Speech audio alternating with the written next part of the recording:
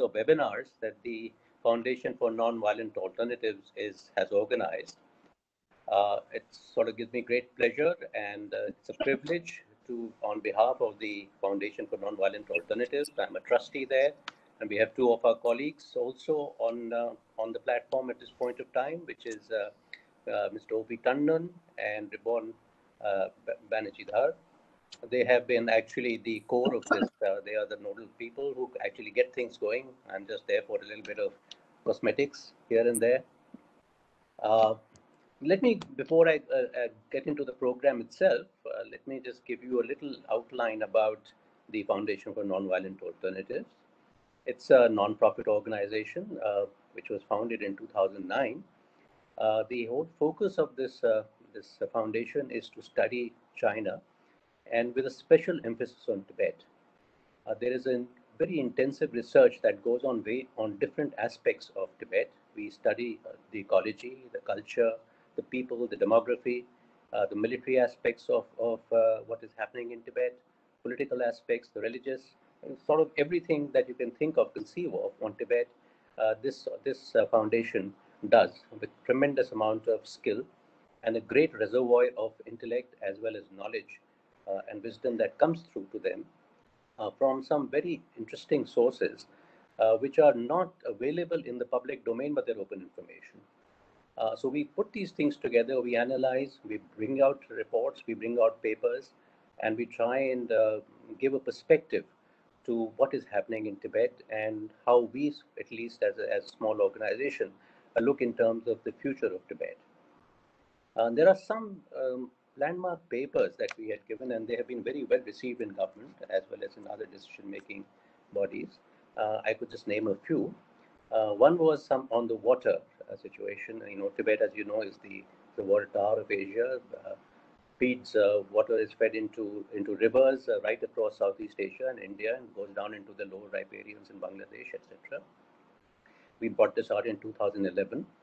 We did a study on transboundary rivers. That was again a very, very well received paper in the community, in the strategic community, as well as in the people dealing with water resources. We have also had a very vital paper. In fact, I would call the paper vital because it was about the reappraisal of India's Tibet policy, which came out in 2013. We are in the process of now looking at it all over again, revisiting it in the current context where things are changing very rapidly, and a new kind of paradigm is evolving in that region. So we are now looking at the possibility of re-looking at the policy on Tibet from India's point of view. We have done some of the things that we have done, which are pretty unique, is to be able to bring in people from India, from Tibet, and from China to sit in the same room in some closed door sessions and talk about such issues, about power, about the development of the Yarlung Sampo, and some other issues that are quite germane to India's interest. We're doing this because we do believe that Tibet is a vital national security interest as far as India is concerned. You may say whatever, but that's the fact. And I think what the Chinese have done in eastern Ladakh, and I think will continue to do so over a period of time, it makes us even more determined to study and makes it more vital for us to study Tibet in its. Let me go straight into what we are meeting here today for. Giving a little background, sir, especially for you, may not have been here for the first three seminars. We talked about, the first one was China's expansionist policies. We brought in experts from dealing with Xinjiang, we brought an expert dealing with Tibet, we brought them from different areas, and we deliberately left out Hong Kong and Taiwan for a later date because I think those are subjects that we need to look at later. Just seeing how China is expanding, especially into regions which it is annexing over a period of time, and we touched upon these two subjects in great detail. The second one was more about Tibet, what it is today, contemporary Tibet. What are we seeing there? We looked at a complete range of issues that are affecting the common people in Tibet today from different angles. The third one was on the international status of Tibet and support that's getting for the freedom of Tibet. The fourth one today, sir, we are doing, which is the reforming the status of Tibet. Reaffirming the Status of Tibet, where I think one couldn't have got better experts in the field than what we have today. And COSA, Ambassador Sibal would be chairing this. I don't think I need to really introduce him. He's respected intellect. I think he's if I may say so, not only very knowledgeable, but respected, but feared also for his very candid and no-nonsense views on the way India should be looking at its security. So we are very privileged, sir, and thank you so much for giving us your time, sitting in London to be able to talk to us today and actually chair this session. We have three, I think, absolute topmost experts in this area. Dr. Michael van Walt doesn't need any kind of introduction. He is, as we all know, been an advisor to His Highness Dalai Lama and Holiness of Dalai Lama, and as well as he's been a great advisor to the Tibetan government in exile. Absolute authority on law, on the status of Tibet. He would be speaking to us about Tibet's past and present status. Why is it important today? Next speaker we will have is Kelsang Gyaltsen. He's the former special representative of His Holiness the Dalai Lama to Europe.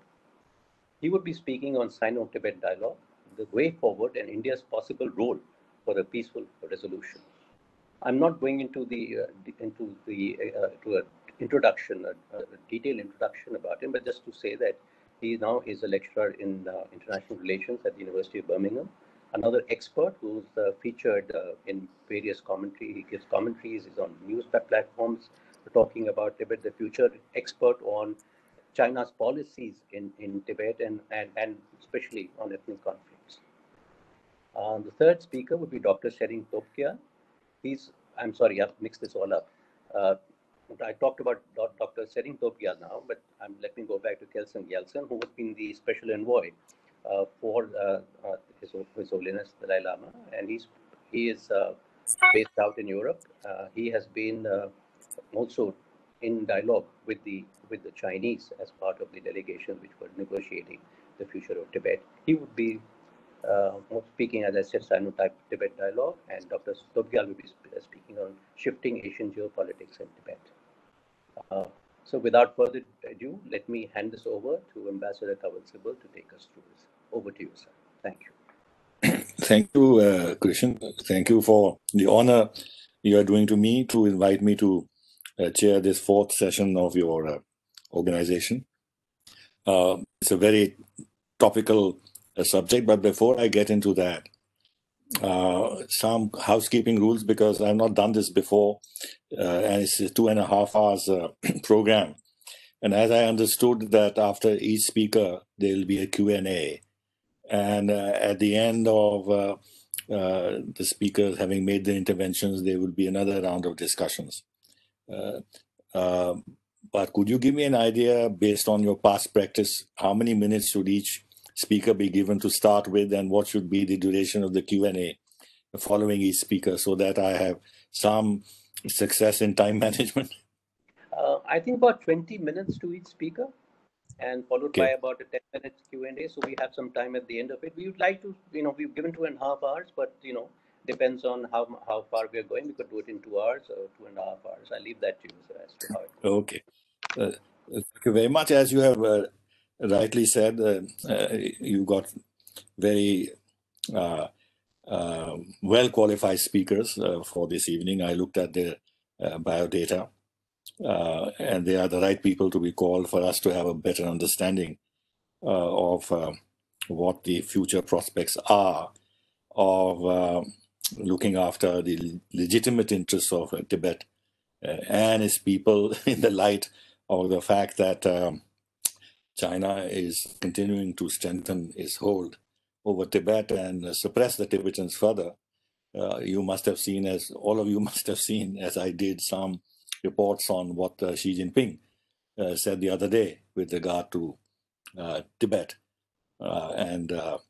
Since this seems to be a prelude to further clamping down on Tibet's separate, distinct cultural and other identities, and impose Han supremacy on Tibet more and more. And the fact that he spelt out the new policy of fortifying Tibet would suggest that the problem that we are facing in eastern Ladakh has been well planned and well thought out, and is part of this new strategy that Xi Jinping announced with regard to managing Tibet, which of course means that we are in for a long haul with regard to how to handle China in Tibet and in Ladakh.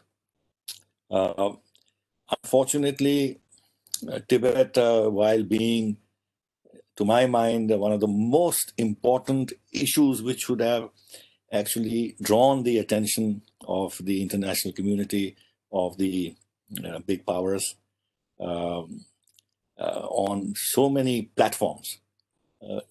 Of course, the simple platform of human rights and cultural rights.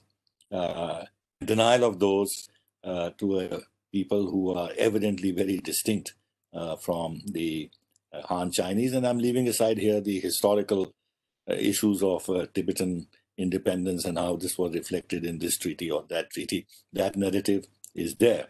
But since His Holiness himself has given up the idea of Tibetan independence, and all he wants is genuine autonomy and genuine protection of Tibetans' cultural and religious identity. So the larger issue of Tibet's status can be set aside for the moment. The thing now is to see how, with China becoming more belligerent, more powerful, more confrontational, with its plans to become the leading part of the world in the next 3 decades, and timelines drawn on how it's going to achieve that through various stages. The Tibetan issue has to be looked at from the point of view of the rise of the policies of China. Along with that, of course, is the fact that the big powers, the United States and others, they have from the start neglected the Tibet issue. They have set it aside. They have not focused on it. India has unfortunately played a role in this by itself, not agitating the Tibet issue, and way back in 1954, handing over Tibet to China without any quid pro quo. And with India refusing to take a political lead in this regard, it is quite evident that no other country which is not as involved in the Tibetan question as we are, apart from the people of Tibet, would take the initiative to question China's policies in Tibet. And even on the issue of human rights, we've seen after the opening the US had towards China, slowly the Tibetan issue was relegated to the background. And for pro forma's sake, US leaders, when they visited China, would say that they raised the human rights issue, but it was largely the human rights issues relating to suppression of freedom of speech in China itself, rather than Tibet. Anyway, it's not for me to give you a longer lecture on these issues, because we have these very, very eminent experts. And I would like myself to be enlightened on why, for example, is Tibet important today. Now, see, the importance of Tibet is quite clear, even in the context of the water issue, which you mentioned, Krishan, because all the major rivers, virtually all the major rivers of Asia are flowing out of China, out of Tibet. And China has control over this, and it has had these grandiose plans of diverting the waters of the Tibetan rivers up north. And now, of course, they are having these run-of-the-river projects to produce electricity, and they have this humongous project, which I hope will never see the light of day, on the Brahmaputra's bend, the Shangri-La, which would be an engineering challenge, but China loves those challenges. So why is it important? Why is Tibet important today is an issue which interests all of us. So I invite the first speaker, Dr. Michael van Walt van Praag, to give his make his intervention for about 20 minutes. And at the end of 20 minutes, if he allows me, I will signal that the 20 minutes are over, and then we can have a 10 minutes Q&A. Over to you, Dr. Praag. Thank you so much, Ambassador Sibal, and thank you to the Foundation for Nonviolent Alternatives for having invited us to this series of meetings, which indeed, as you mentioned, are very, not just informative, but I think they really give some, wait a minute.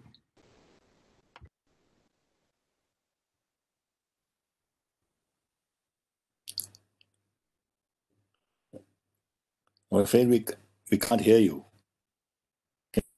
Can you unmute yourself? Yeah. Can you hear me? Oh, okay, yes. Yes, and now you Oh. unmuted yourself. Please go ahead. So I was thanking the Foundation for Nonviolent Alternatives for having organized this series of meetings that give insights into various aspects, as Ambassador Sibal mentioned, of the situation of Tibet versus China and versus the international community. I've been asked to speak about the status of Tibet. And first of all, I would like to just ask the question why we need to speak about this question. And also, in light of the earlier remarks by Ambassador Sibal, I think it is important to just for a moment consider about why we need to speak about the status of Tibet. So in the first place, because 70 years of Chinese Communist Party and PRC propaganda have enormously impacted people's perception of Tibet's status at the time of its invasion. Today, many people, including foreign ministry officials who make policy and journalists who influence policy, assume that Tibet was part of Imperial China in some way. Even some of the younger generation of Tibetans in exile are not entirely sure anymore. We need to speak about the status of Tibet today to correct wrong assumptions and to take away any doubt anyone may have on this aspect of Tibet's history.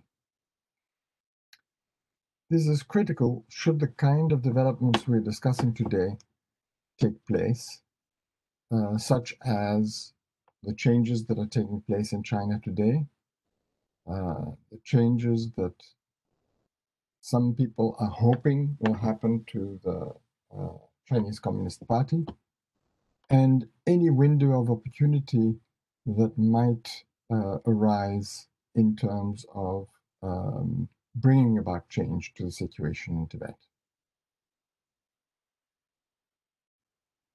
Tibet's status is important because it directly affects the Tibetan people's rights, which Ambassador Sibal spoke about.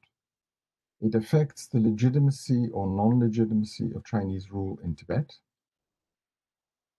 the obligations of the People's Republic of China under international law, and the obligations of the international community, that is, all our governments, towards Tibet, the Tibetans, and towards the PRC. Therefore, to be clear on and to be vocal about the status of Tibet is critical for the Tibet movement's advocacy efforts, for the Central Tibetan Administration's diplomacy efforts. Whether or not there is a major change in China, there needs to be a renewed focus on the status of Tibet. And thirdly, we need to speak up about the status of Tibet because how the world's decision makers and influencers perceive the status of Tibet greatly affects the prospect of China's leaders today, or China's future leaders for that matter, of ever being motivated to resolve the Sino-Tibetan conflict on lines acceptable to the Tibetan people. So As the Dalai Lama himself stated in his 5-point peace plan in 1987, and repeated a couple of times since then, and I quote, "The real issue is the PRC's illegal occupation of Tibet." End of quote. This is not only the root cause of the ongoing Sino-Tibetan conflict, it's in fact its very essence. Human rights abuses, cultural and religious repression, and environmental mismanagement, of course, these need our urgent attention. But we should not lose sight of the fact that they are mere symptoms, which will not go away until the illegitimacy of Chinese rule in Tibet is squarely addressed. For a variety of reasons, the essence of the Sino-Tibetan conflict has all but disappeared from the discourse on Tibet, and in its place have appeared notions about Tibet's history that make us doubt whether the PRC's presence in Tibet is actually legal or illegal. We've started to wonder whether Tibet may have been part of China at some point in the past, and are entertaining the possibility that this gives the PRC the right to rule Tibet today. In fact, the PRC has been successful at changing the discourse in its own favor on the basis of historical claims that are difficult to assess, as they require extensive research on the basis of historical sources in various languages from centuries ago. And many people have started to doubt that it is as black and white as His Holiness the Dalai Lama's characterization of illegal occupation. They're trying to make sense of Beijing's masterfully crafted historical claims that fit nicely in a very Sino-centric rendition of Asian history that goes largely unchallenged. And they have difficulty finding solid evidence to prove that Beijing's claims misrepresent historical reality. And let's be clear, doubt is all that Beijing needs to maintain the status quo in Tibet. I can state with confidence that contrary to Beijing's claims, Tibet was historically, in fact, never a part of China. And this doesn't mean that Tibet was historically always an independent state in the modern sense of the term. Tibet had various relations with the Mongol, Manchu, and British empires, as we know, and sometimes those relationships involved dependency. But none of those relations entailed the incorporation of Tibet into China. In the time I have, I can't enter into the details on the specifics of the history, but my confidence comes from especially from the past 10 years of solid research that I undertook, as well as engagement during that time with about 100 scholars around the world,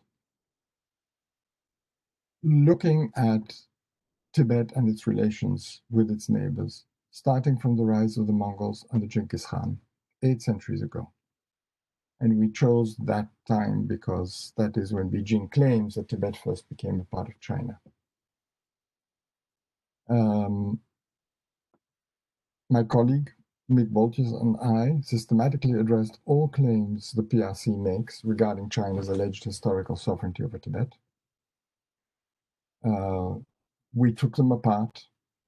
We looked at the various aspects of those claims and found that none of them hold water.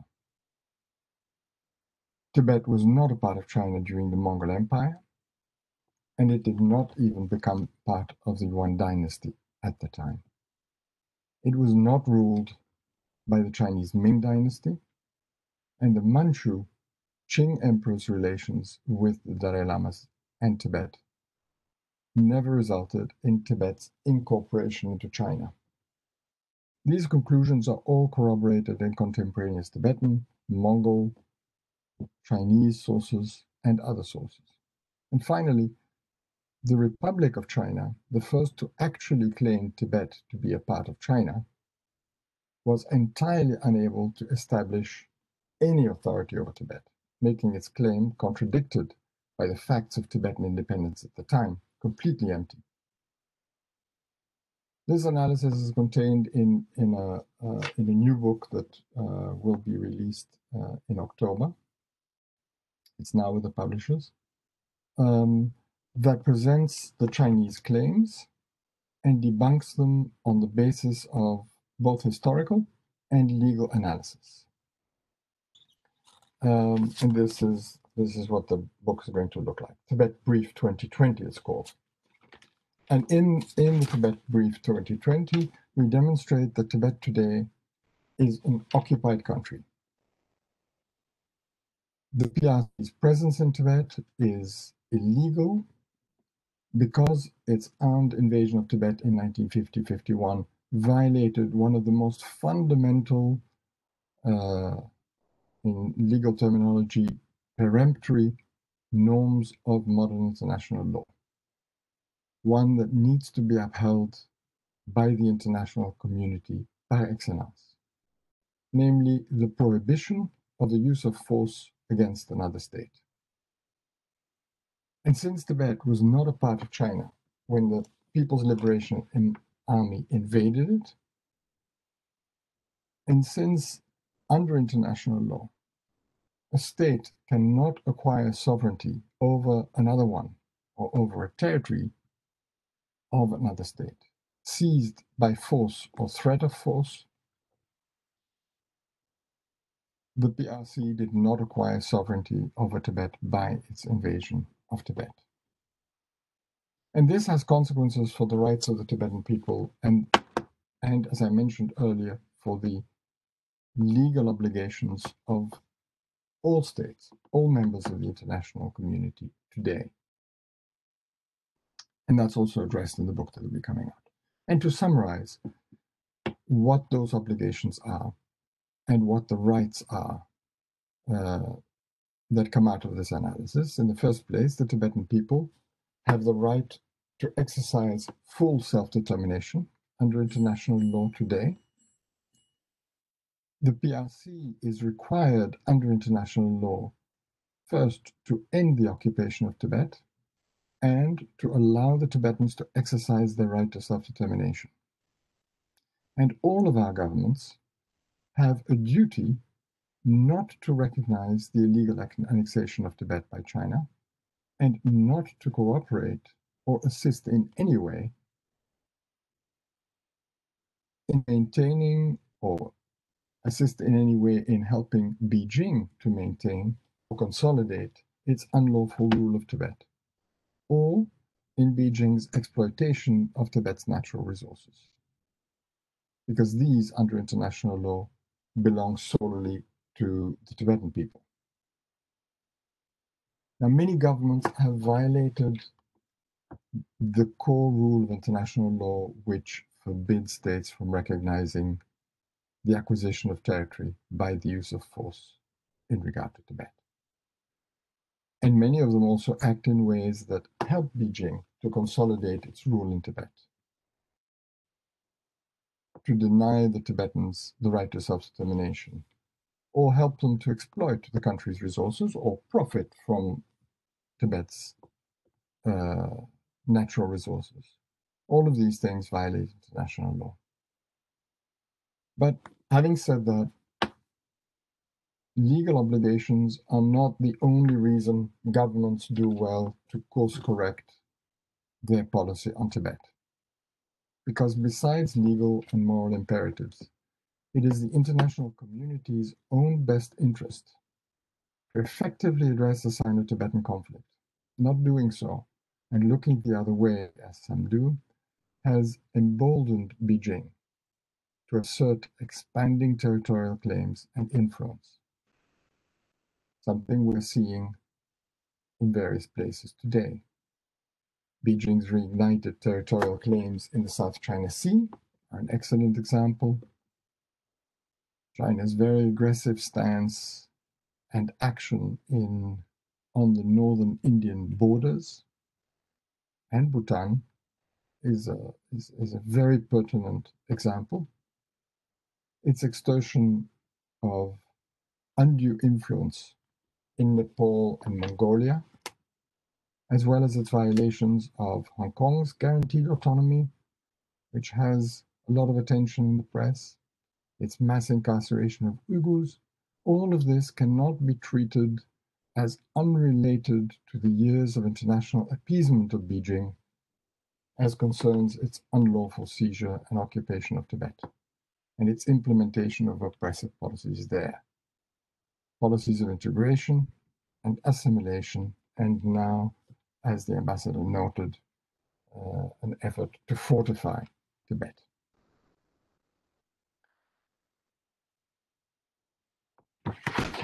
As concerns India in particular, of course, as Ambassador Sibal pointed out, India's role is critical in relation to Tibet, more so than of any other country. And this will be discussed in some detail, obviously, later in the program of the Foundation for Non-Violent Alternatives. India has the same obligations as all other states in relation to Tibet. The obligations I mentioned earlier, not to recognize the illegal annexation of Tibet, not to do anything that helps the PRC consolidate its position there, gain recognition for it, or exploit the natural resources of Tibet. But India,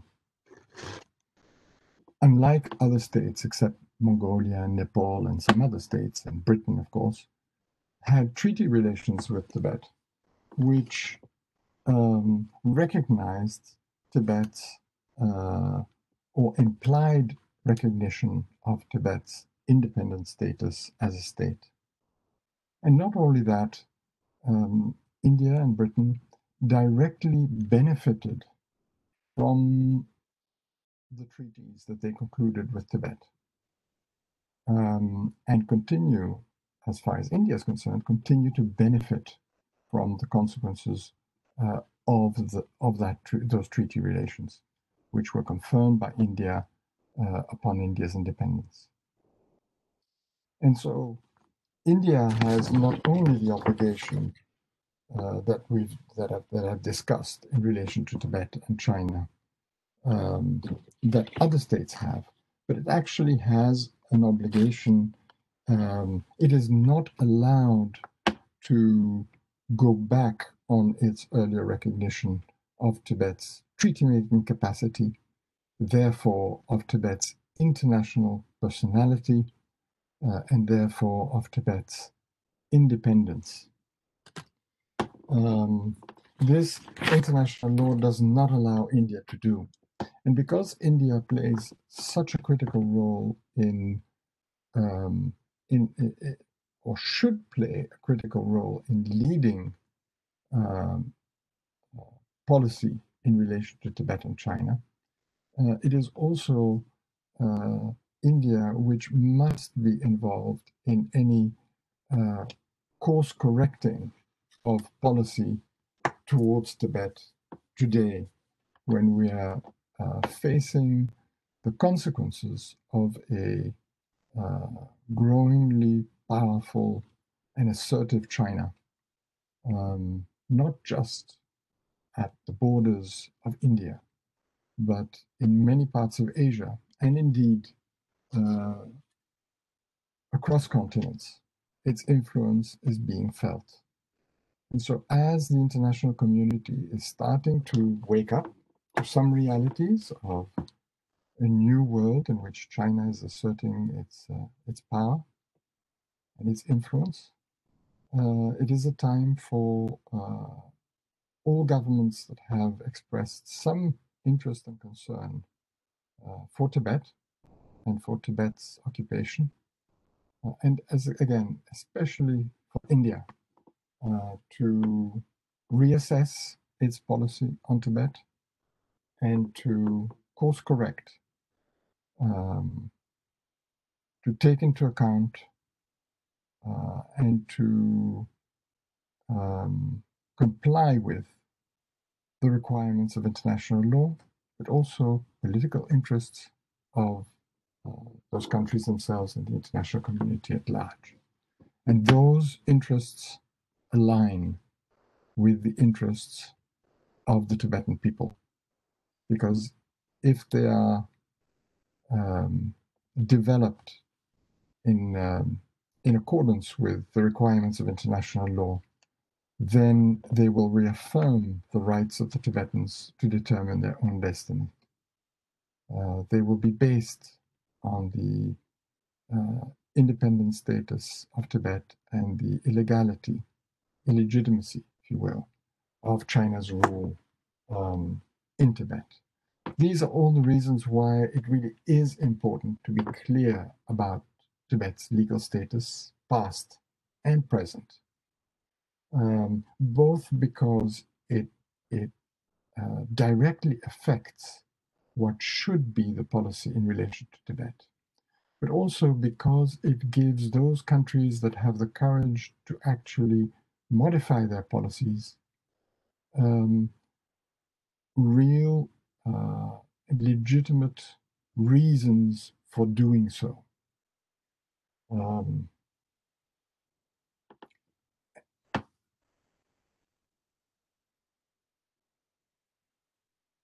When we speak about, finally, the Tibetan policy, which we all know, middle way approach, His Holiness's preparedness and the Central Tibetan Administration's preparedness to forego complete independence, let us remember that this preparedness is only in exchange for the achievement of an agreement, a comprehensive agreement, that would satisfy the needs of the Tibetan people for a sufficient degree of guaranteed autonomy, as expressed in the proposals that the Tibetan side has presented and that are public.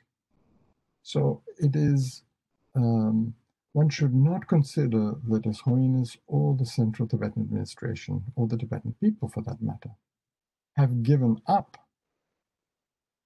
their right to a restoration of their independence or their right to determine their own political, economic, cultural, and other destiny. In other words, their right to self-determination today. They have expressed the preparedness to negotiate an agreement that could satisfy both sides, and that agreement could entail a relinquishment of the right to reassert their independence. So today, as of today, Tibetans have not given up their independence, and as of today, Tibetans continue to have the right to restoration of their independence and self-determination. Thank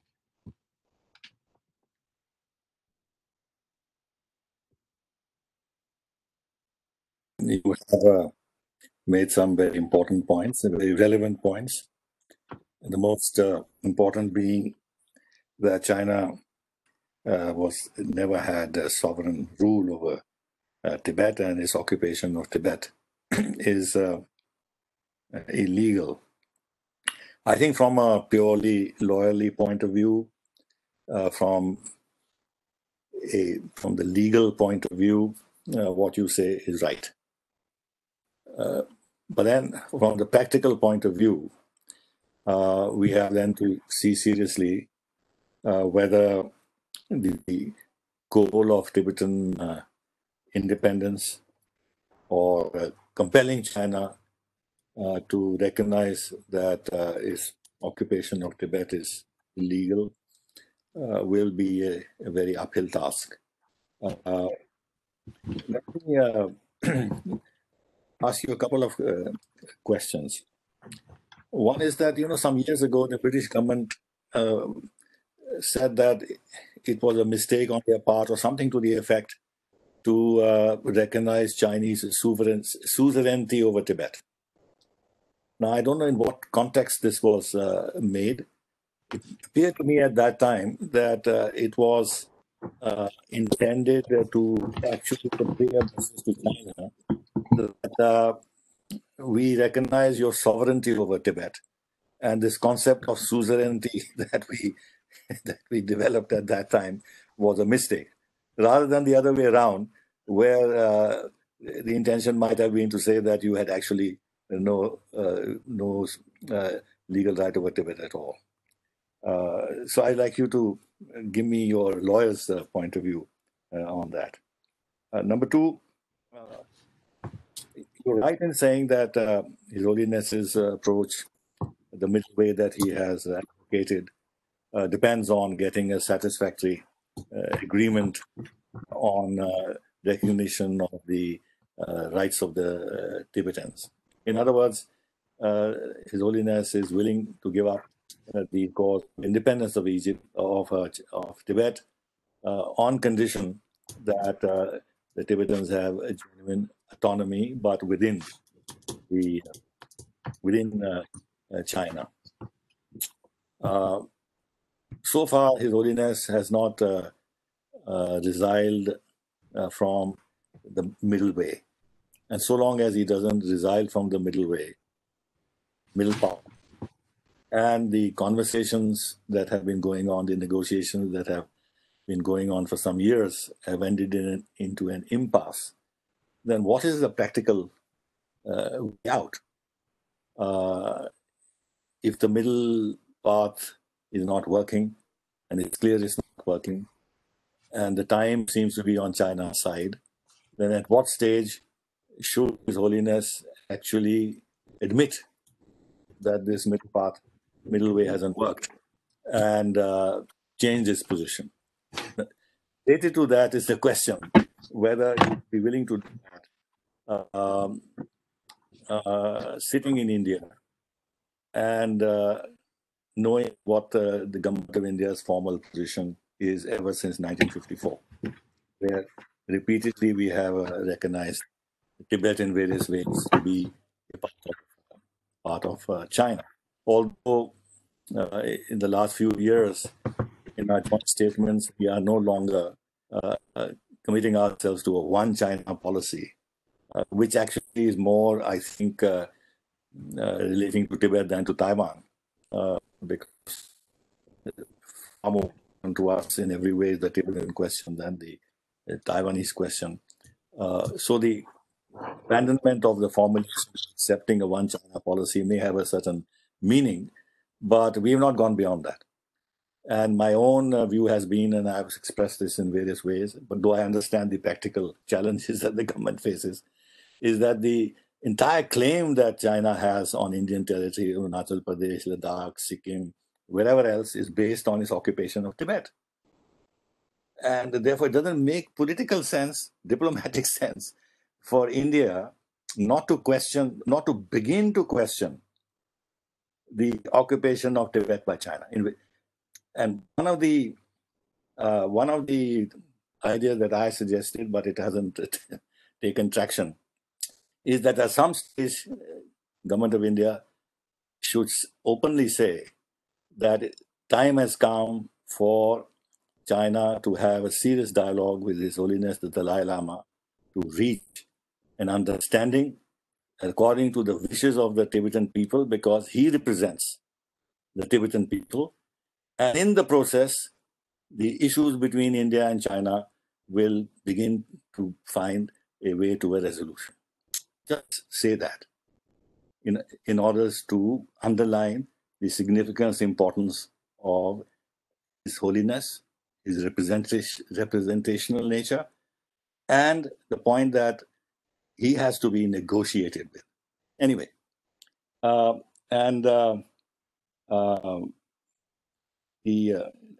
third thing which I think which we could do in order to start molding Indian public opinion is to have a track 2 dialogues where we raise the kind of issues you have raised in a serious way, and then move it to a track 1.5 dialogue so that some of the basic issues that you have pointed at get discussed and become known. And the confusion that you have been speaking of in terms of Tibetan exiles in India, or whether actually historically China had ruled over Tibet or not, so that confusion begins to get addressed in a practical way. Anyway, these are some of the questions that I thought I would, as chairman, ask you to start off the discussion, and then we can invite others who I suppose know what they have to do. I think in the chat box or otherwise, or raise your hand or whatever the technical methods are, you could please ask the questions to Professor Praag. Please go ahead. Thank you so much, Ambassador. Yes, I think you've, to a large degree, you've answered your first concern, which was to say that from a practical point of view, although legally I may be right in what I presented, from a practical point of view, that presents problems. Of course, you're right; it presents problems. Not addressing or not standing firm on the points that I mentioned presents bigger problems. In the first place, I think that the situation we're in today, and I don't have to remind you and everybody else in this meeting who is either in India or closely connected to India, of the dangers and the very critical situation that we're in today in relation to China and China's ambitions. We wouldn't be in that situation had a firm and principled position been taken on Tibet and on Tibet's illegal invasion from the start. And this is my point, not just that it should have been done from the start, but that it's necessary to correct the international community's policies towards China as early as possible. Because the more it gets delayed, the more appeasement continues in relation to Tibet, the bolder China feels, and will continue to feel, that it can get away with something once it creates a fait accompli. And that has been the reality. It gets away with things that it does once it establishes a reality on the ground. We see that happening in the South China Sea today, and let us not forget that the South China Sea arguments that China uses for claiming sovereignty in that region are very similar and are the same principle as the arguments it uses for its presence in Tibet. Obviously, as you stated, China's territorial claims in relation to India are all directly related to its claim to sovereignty over Tibet. If it had no sovereignty over Tibet historically, there is no claim to either the northeastern or the western sectors that it wishes to incorporate into the PRC. And so we can't see these issues as separate from the whole issue of the status of Tibet. And when I said that you'd answered that concern, I fully agree with you that there is a need for India, as there is for other countries, to at least make clear that they question the issue of China's legitimacy in Tibet, that they question China's claim to sovereignty over Tibet. And an abandonment of a one China policy is a step in that direction, and an important one.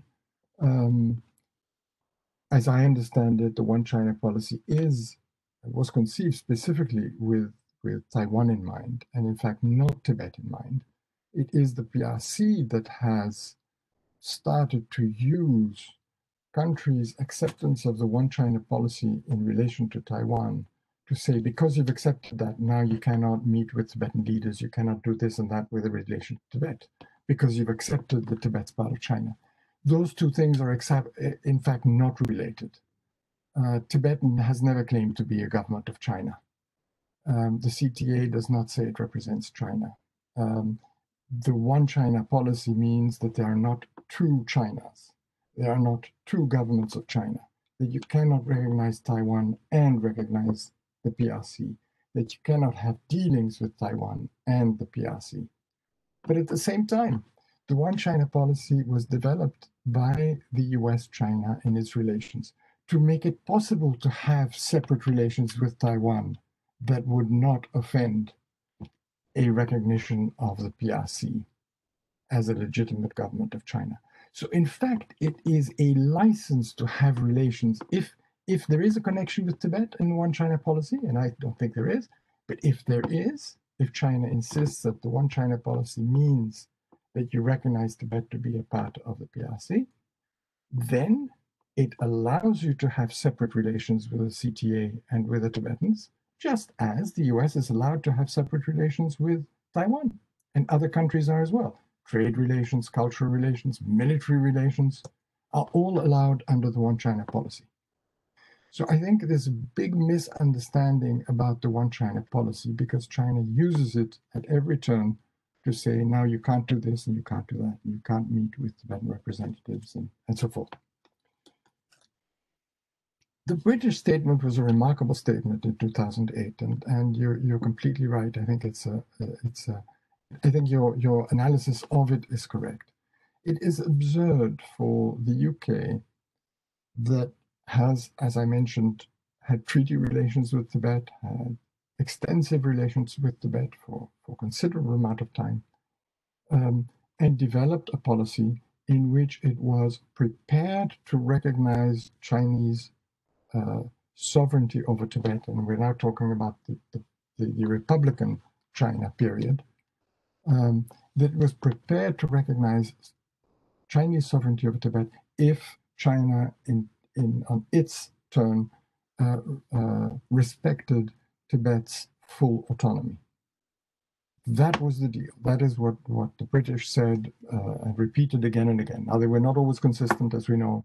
They moved in one direction and the other. But that is kind of the most consistent policy that they had, repeated again in 1943 very strongly and after that. And they maintained that, in effect, even after the PRC invasion. To now say, in 2008, and I agree with you that it was because it seemed to the government at the time an important thing to do in order to improve its relations with the PRC. They wanted certain economic deals in particular to go through. To then say that because the concept of suzerainty is an archaic concept from imperial days, that therefore the consequence would be that they recognize sovereignty of China over Tibet, is completely illogical. If suzerainty is an imperial type of expansion of power, and you no longer think it's appropriate to recognize this kind of imperialist policy, then that means that you take away sovereignty and there remains nothing. It cannot suddenly have created sovereignty that has never been equated to suzerainty. Suzerainty and sovereignty are very distinct things. And as the British themselves made very clear to China in the past, their willingness to recognize suzerainty never implied a recognition of sovereignty. They said this very explicitly and literally. So it is entirely wrong for them to, for the British to, if they question the concept of suzerainty as being relevant today, to replace that by sovereignty.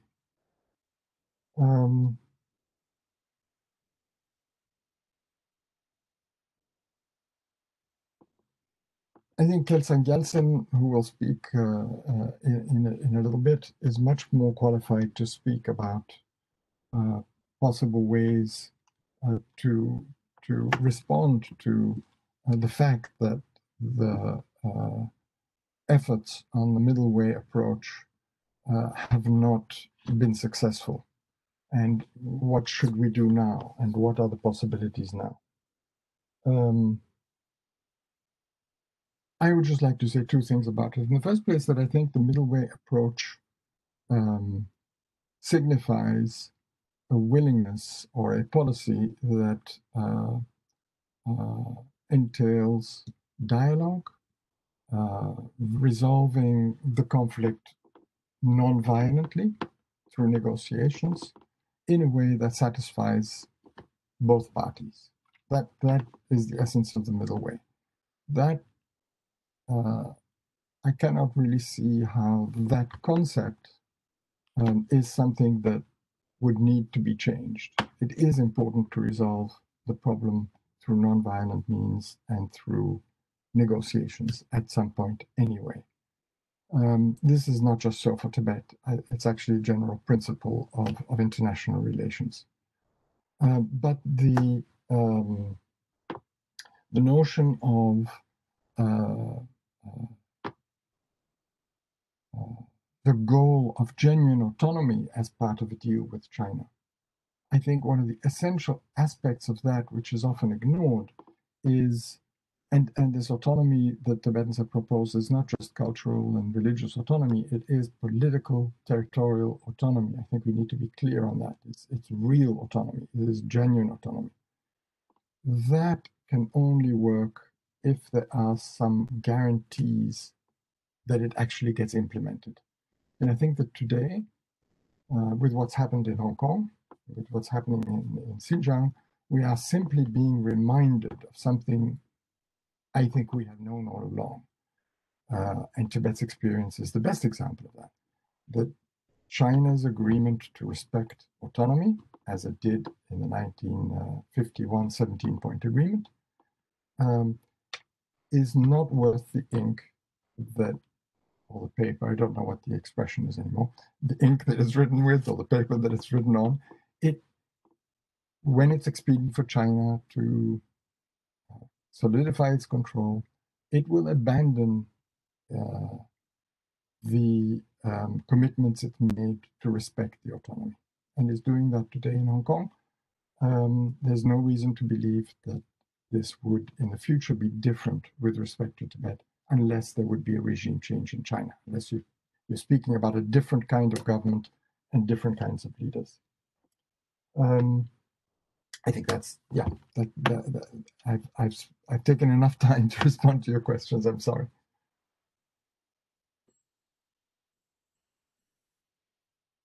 I think you're Ask muted. a question on Mr. Yeshi's behalf, and then we can go on to the next speaker, which is this. Now the international community is no longer following policy of appeasement. What kind of course correction do you expect? This comes from Mr. Yeshi. Thank you. Thank you, Mr. Yeshi. Well, I'm not sure what I expect, except for perhaps different posturing. What I think, and again, this goes to your point, Ambassador, I think that what should be done is, in light of the failure of the dialogue with China to bring about a solution to Tibet, to the Sino-Tibetan conflict, what governments, the best thing governments can do today is to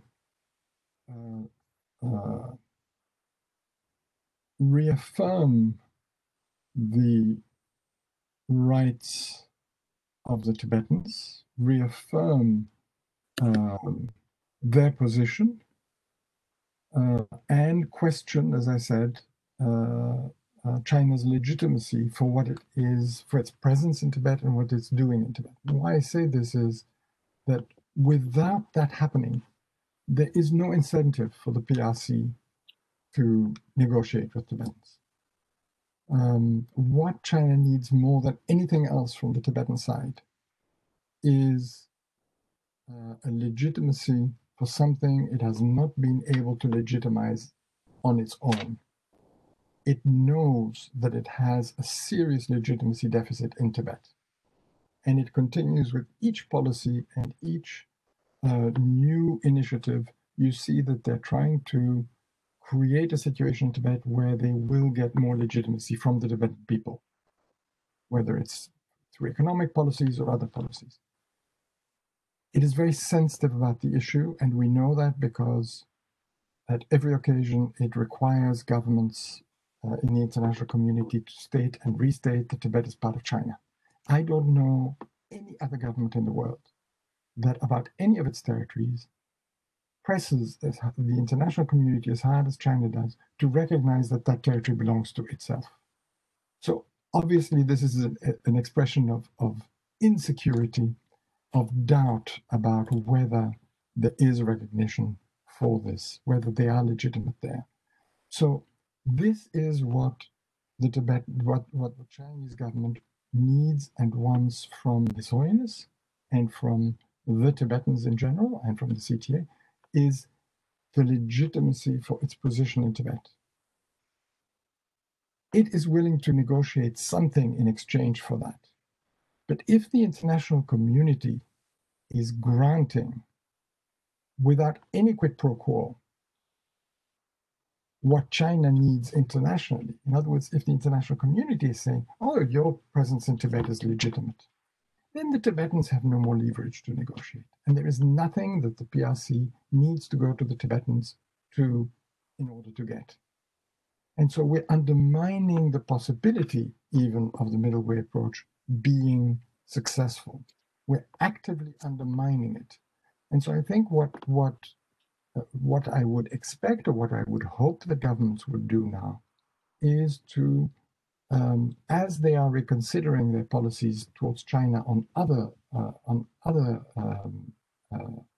issues, economic, military, and other, security in particular, that they reconsider this approach, which is undermining the possibility of Tibetans to actually negotiate with the Chinese, and realize that they must take a firmer stand on Tibet if China is to have an incentive to negotiate with Tibetans. Thank you, Dr. Praag. Now, let me go on to the next speaker, Mr. Kelsang Gyaltsen, who's going to speak about the Sino-Tibet dialogue and the way forward, and India's possible role for a peaceful resolution. Very important subject. I don't think, although I've had some private conversations with His Holiness about the dialogue some years ago. I met him a couple of years ago, or less than that, and spoke about Xi Jinping's China. And I personally gave him a very negative reading of this man, which with hindsight has proved true. Anyway, but all of us would be very interested in, Mr. Gyaltsen, what you have to say about the status of the dialogue, and especially India's possible role for a peaceful solution. So over to you.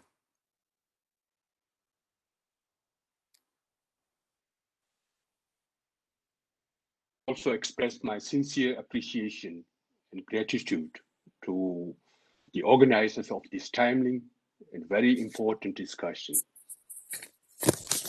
Today, there is a unique window of opportunity for members of the international community to revise its past faint-hearted policy on the question of Tibet and to act in accordance with the principles of international law on the issue of Tibet. It has been said presently, we are witnessing a major global shift in the perception of and attitude towards China. Today, China is not seen only as a calamity for Tibetans, Uyghurs, and Chinese democracy activists, but also an imminent threat to freedom and democracy in the world. As a result, many governments are reviewing their relations with China and are in the process of reorienting their China policies. For us Tibetans, the most important China policy is that of India because of its direct impact on the outcome of the Sino-Tibetan conflict. India has a deeply venerated place in the hearts and minds of the Tibetan people, not primarily for political reasons, but because of deep and strong cultural and spiritual connections and bonding dating back for more than 1,000 years. This special relationship has been deepened and strengthened when His Holiness the Dalai Lama and around 80,000 Tibetan refugees found a safe refuge and a second home in India in 1959. Today, the exiled Tibetans are seen as one of the most successful refugee communities in the world in terms of preserving their culture, language, and religion, national identity in exile. There is no doubt that this has been to a great extent the result of the tremendous generosity and hospitality accorded to the Tibetan refugee community by the people and government of India. However, on the political issue of Tibet, the government of India, up to this day, continues to be overcautious, as His Holiness the Dalai Lama once gently remarked. India's long-standing policy on the issue of Tibet has been to appease and to placate the Chinese government, starting in 1954 with the Panchil Agreement, recognizing Tibet as a part of China. This approach toward China has been misguided and based on fallacies about the Chinese Communist regime. Consequently, in the light of the recent military clashes at the Indo-Tibetan border, there is the urgent need for India to re-evaluate and rethink its policy on China as well as on Tibet fundamentally. As many of you are aware, under the illegal occupation of Tibet, the Tibetan people are undergoing the most difficult and challenging time of their history. In fact, the struggle of the Tibetan people is not just a struggle for human rights and basic freedoms alone, but it is the struggle for the very survival as a people with its own distinct culture, language, religion, and its own civilization. The Chinese government views Tibetan Buddhism, Tibet's distinct culture, religion, and language and identity as a threat to the stability of its rule in Tibet. Consequently, for decades, China has been pursuing a policy of forced transformation and assimilation of Tibet into China's own image, a policy that amounts to a form of cultural genocide. Against this background, in late 1980s, during the era of reform opening in China under Deng Xiaoping, His Holiness the Dalai Lama formally presented his middle way approach concept in resolving the Sino-Tibetan conflict. The guiding principles of the middle way approach are non-violence, dialogue, and the pursuit of solutions of mutual acceptability and benefit. In the spirit of the middle way approach, the Tibetan leadership in exile have for more than 3 decades advanced proposals to solve the Sino-Tibetan conflict peacefully through negotiations. The Tibetan leadership took the courageous decision that such a solution need not entail the restoration of Tibet's independence, if a sufficient degree of true autonomy is guaranteed. In 2002, when direct contact with the Chinese leadership was re-established, the Tibetan leadership in exile had already formulated an agenda for our talks with the Chinese leadership. This agenda aims to seek genuine autonomy for the Tibetan people under a single administration within the framework of the Constitution of the PRC.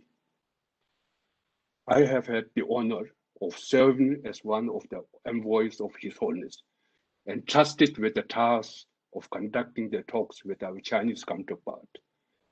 With my senior colleague, the late Mr. Lodi Jari, and 3 senior Tibetan assistants, we engaged in 9 formal rounds of discussions and 1 informal meeting with our Chinese interlocutors from 2002 to January 2010.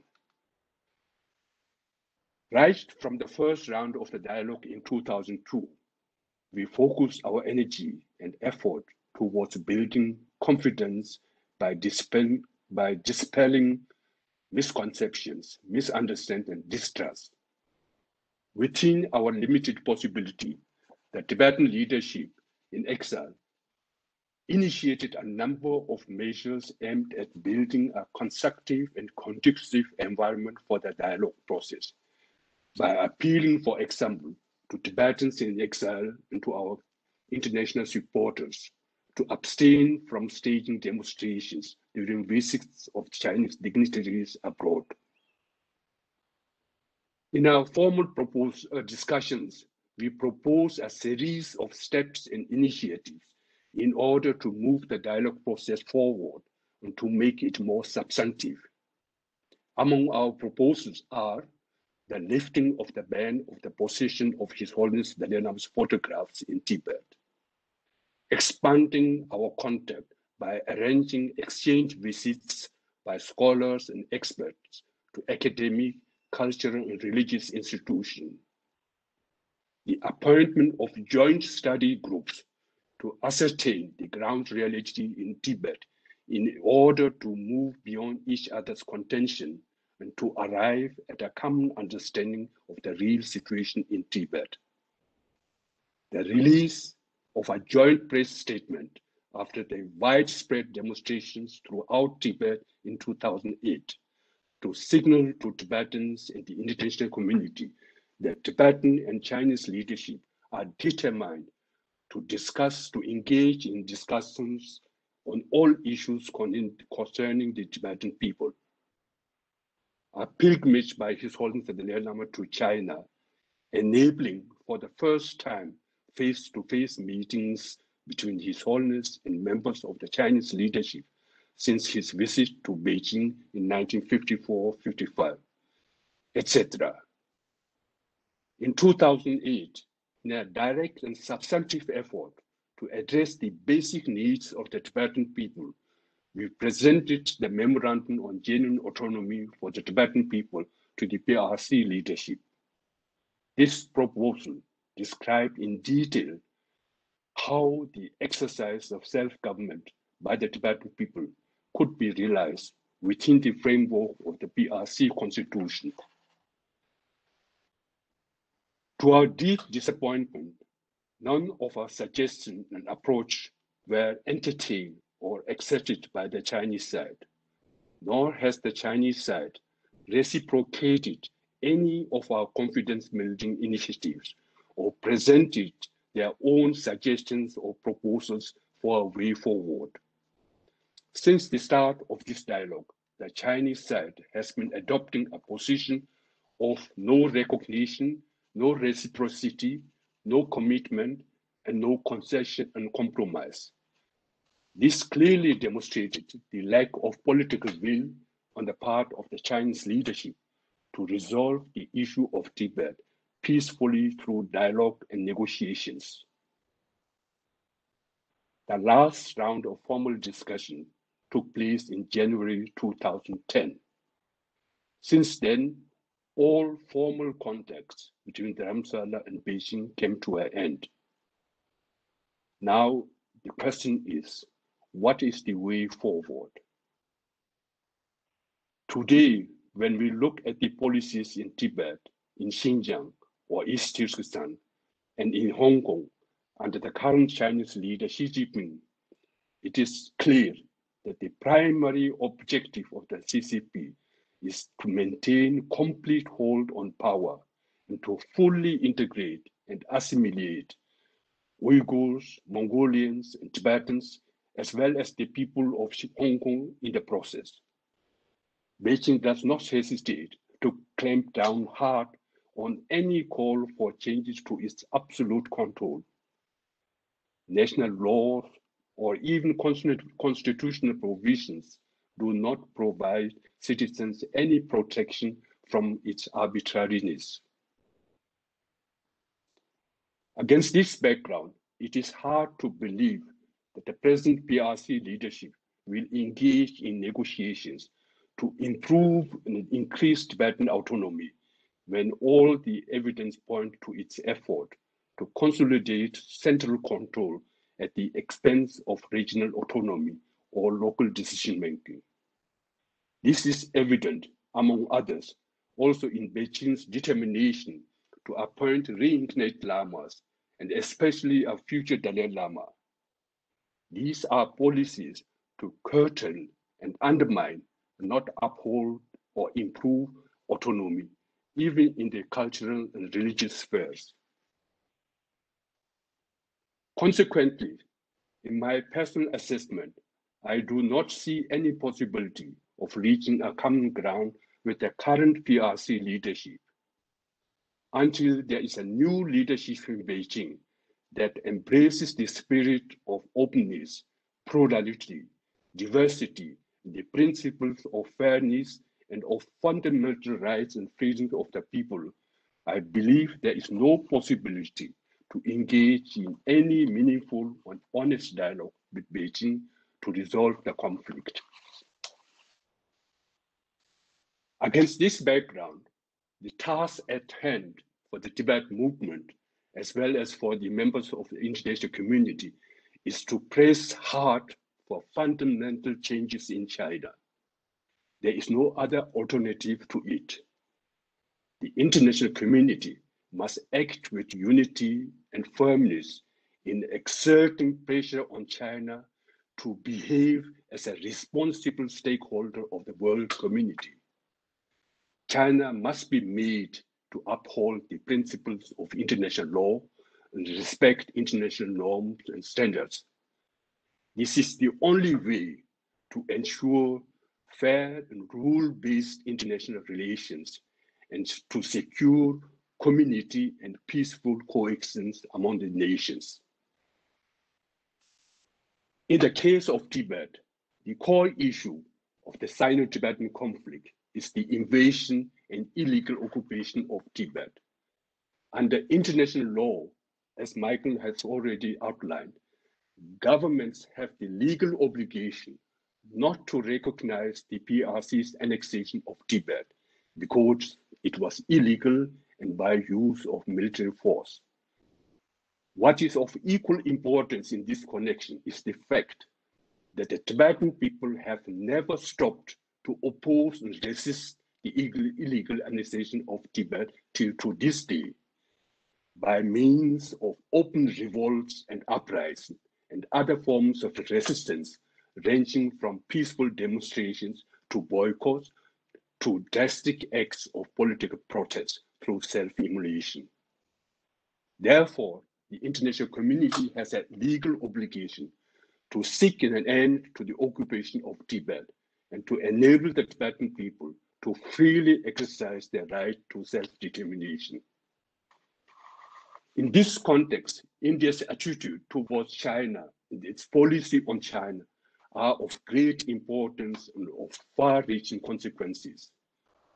As the largest democracy in the world and a leading member of the international community, India's voice carries weight and influence. As an immediate neighbor of Tibet, India's position on Tibet is of great relevance and importance for members of the international community. During my time of active service, a number of European diplomats approached me to inquire about India's position on Tibet. They appeared to be somewhat surprised and confused as Indian officials and diplomats were close-lipped and reluctant to discuss Tibet. Obviously, India's position on Tibet is of importance for members of the international community. I have no doubt that many would follow the lead that India takes on Tibet. In the case of Tibet, as has been said, the illegal occupation and annexation of Tibet is the core issue. And in the case of India, the illegal Chinese presence in Tibet is an imminent threat to its national security and territorial integrity. These are facts. Against this background, the resetting of India's China policy must shed the fallacies about China that resulted in the current misguided policy. The reality is the question of Tibet is the key to securing peace at the Indo-Tibetan border. India now has the historic opportunity to face up to this reality with resolve, self-confidence, and foresight and to redefine its policy on Tibet accordingly. Thank you.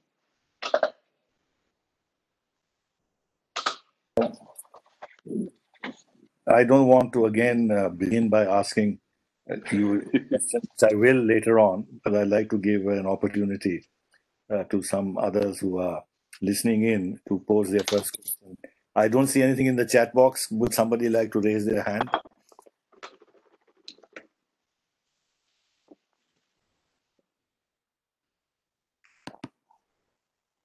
I still don't see anything. Okay, in that case, let me fill the void, as it were.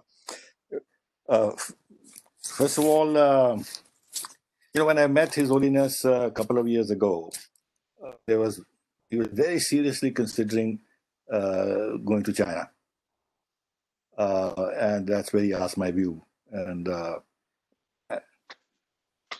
I'll be frank enough to say that I gave my thinking on Xi Jinping, and told him he was highly nationalist, and advised him against visiting China, in the sense that it will be an infructuous visit; it won't result in anything.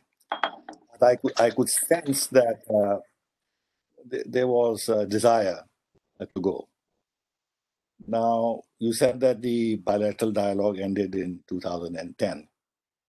So if a couple of years ago there was this kind of thinking about His Holiness going there, and he actually explained to me some concerns he had, we'll leave that aside. So what was it that, what were the signals that he might have got from China at that time, that encouraged him to think that a visit by him would be useful? Secondly, can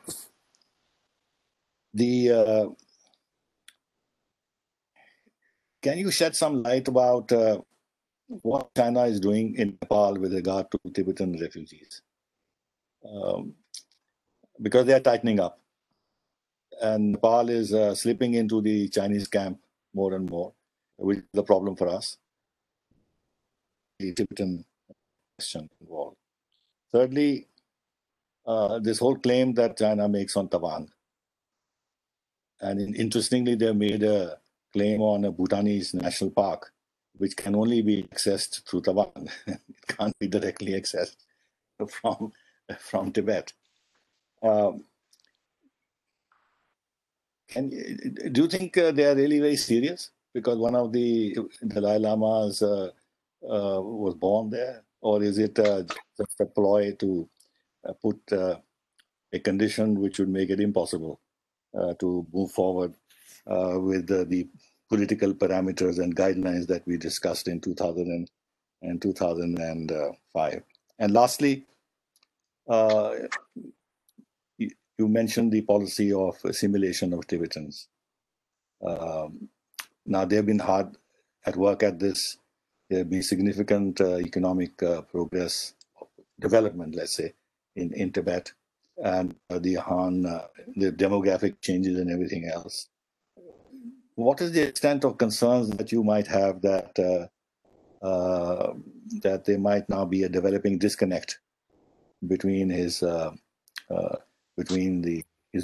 and the Sikh and the general Tibetan public in Tibet itself? And finally, in your talks with the Chinese, when you talked about Tibetan autonomy, genuine autonomy, was that limited to the Tibetan autonomy, TAR, or were you asking for a restitution of the old frontiers of Tibet? Please. A lot of questions, but Thank you, Ambassador Sibal. Let me answer your, the last questions. I think, as I mentioned already, one single administration within the constitution of PRC, that means, all the Tibetan areas should be merged into one administrative entity. And this is one of the non-negotiable positions that the Tibetan took in our talks with the Chinese counterpart. So this is one of our fundamental positions, that whatever we get through negotiations with Beijing, it has to cover and it has to affect and benefit all Tibetans. So that is one of our fundamental positions. Now, coming back to your first question, I think, first of all,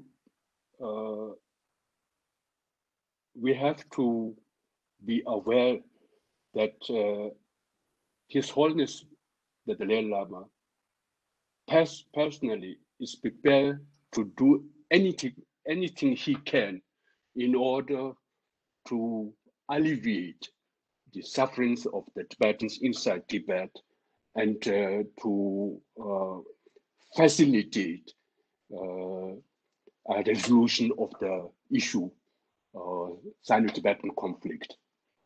So in that context, I think also his middle way approach concept that aiming for mutual acceptable solutions through dialogue and seeking a solution in the spirit of reconciliation. So in this spirit, in 2012, when Xi Jinping became the Secretary General of the CCP, and so not only His Holiness, but many Tibetans who are actually expert on China because they grew up in Tibet under Chinese rule and speak Chinese and lived with Chinese. So many of Tibetan China specialists thought there might be a chance for Tibet because Xi Jinping's father, Xi Zhongshun, has been known among Tibetans as one of the very rare and few Chinese leaders who had some understanding and sympathy for the for minorities and especially for Tibetans. Xi Zhongshun was a very close friend of the late Panchen Lama, and actually Xi Zhongshun, Xi Jinping's father, had met His Holiness when His Holiness visited Beijing in 1954-55. So actually, when His Holiness emissaries in the 1980s, early 80s, went to Beijing, they were able to meet with Xi Zhongshun. And Xi Zhongshun showed to our delegates a photograph of, he had a photograph in his side pocket. This photograph showed him with His Holiness the Dalai Lama in 54 or 55 in Beijing. And so therefore, against this background, many Tibetans thought, because of the history of Xi Jinping's father and Xi Jinping's father's thinking on minorities in Tibet, Xi Jinping would also pursue a different course of policy with regard to Tibet. And there were also some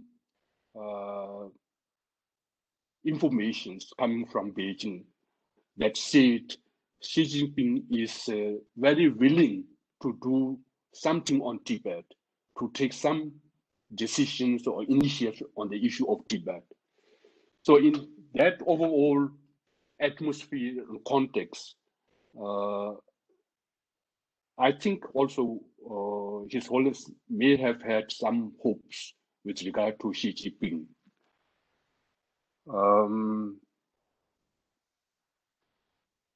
Now on I think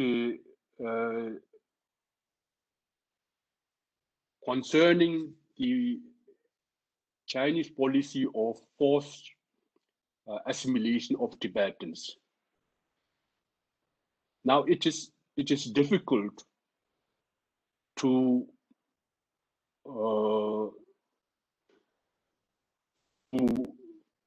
tell what will be the consequences of this very strict and forced assimilation policy in Tibet in 10 years, 20 years, 30 years. But looking back at the past 60 years, I mean, the China's policies with regard to Tibet has always been to undermine Tibetan language, Tibetan identity, Tibetan religion, Tibetan culture, and to assimilate Tibet. It's only differed in degrees of intensity with which the policy was pursued. So therefore, looking back at the past 60 years of Chinese rule in Tibet, all these policies of repressing Tibetan culture, Tibetan religion, Tibetan language, and especially trying to cut off the link between Tibetans inside Tibet and His Holiness the Dalai Lama outside, did not work at all. I would even say that the respect and veneration of Tibetans all over the Tibetan plateau today is greater. Respect for His Holiness the Dalai Lama is greater than it has been in 1959 before he left Tibet. So His Holiness has become also for the Tibetans inside Tibet a symbol of their longing for freedom, longing for dignity, and a symbol of the essence of their identity and culture and religion. So therefore, so far, it had the effect in increasing the admiration for His Holiness and the loyalty to His Holiness the Dalai Lama, then undermining or weakening this link between Tibetans inside Tibet and His Holiness the Dalai Lama. Now, on the question of Nepal and Tawang, I'm not an expert on these specific issues, but with regard to Nepal, obviously, you know, I mean, one of the principles that China always, you know, advances is non-interference in the internal affairs of a state and country. And you see in the case of Nepal, how China really, you know, interferes and in the internal affairs of a neighboring state, if the possibility is given to them, if there is no real resistance and opposition to it. So, of course, since some years, you know, Chinese direct influence in Nepal has growing, and that means more restrictions for the Tibetans in Nepal to gather themselves, to do anything concerning their own political issues or staging demonstration and so on. That is a clear sign of that China is exerting direct influence in Nepal. So on Taiwan, also, I think, you know, the basic position, Taiwan, also the basic position of the Central Tibetan administration is, you know, we signed with British India the similar agreement in 1914, and we stand to this agreement. It was signed by the legitimate government of Tibet, and for us, this agreement is still binding.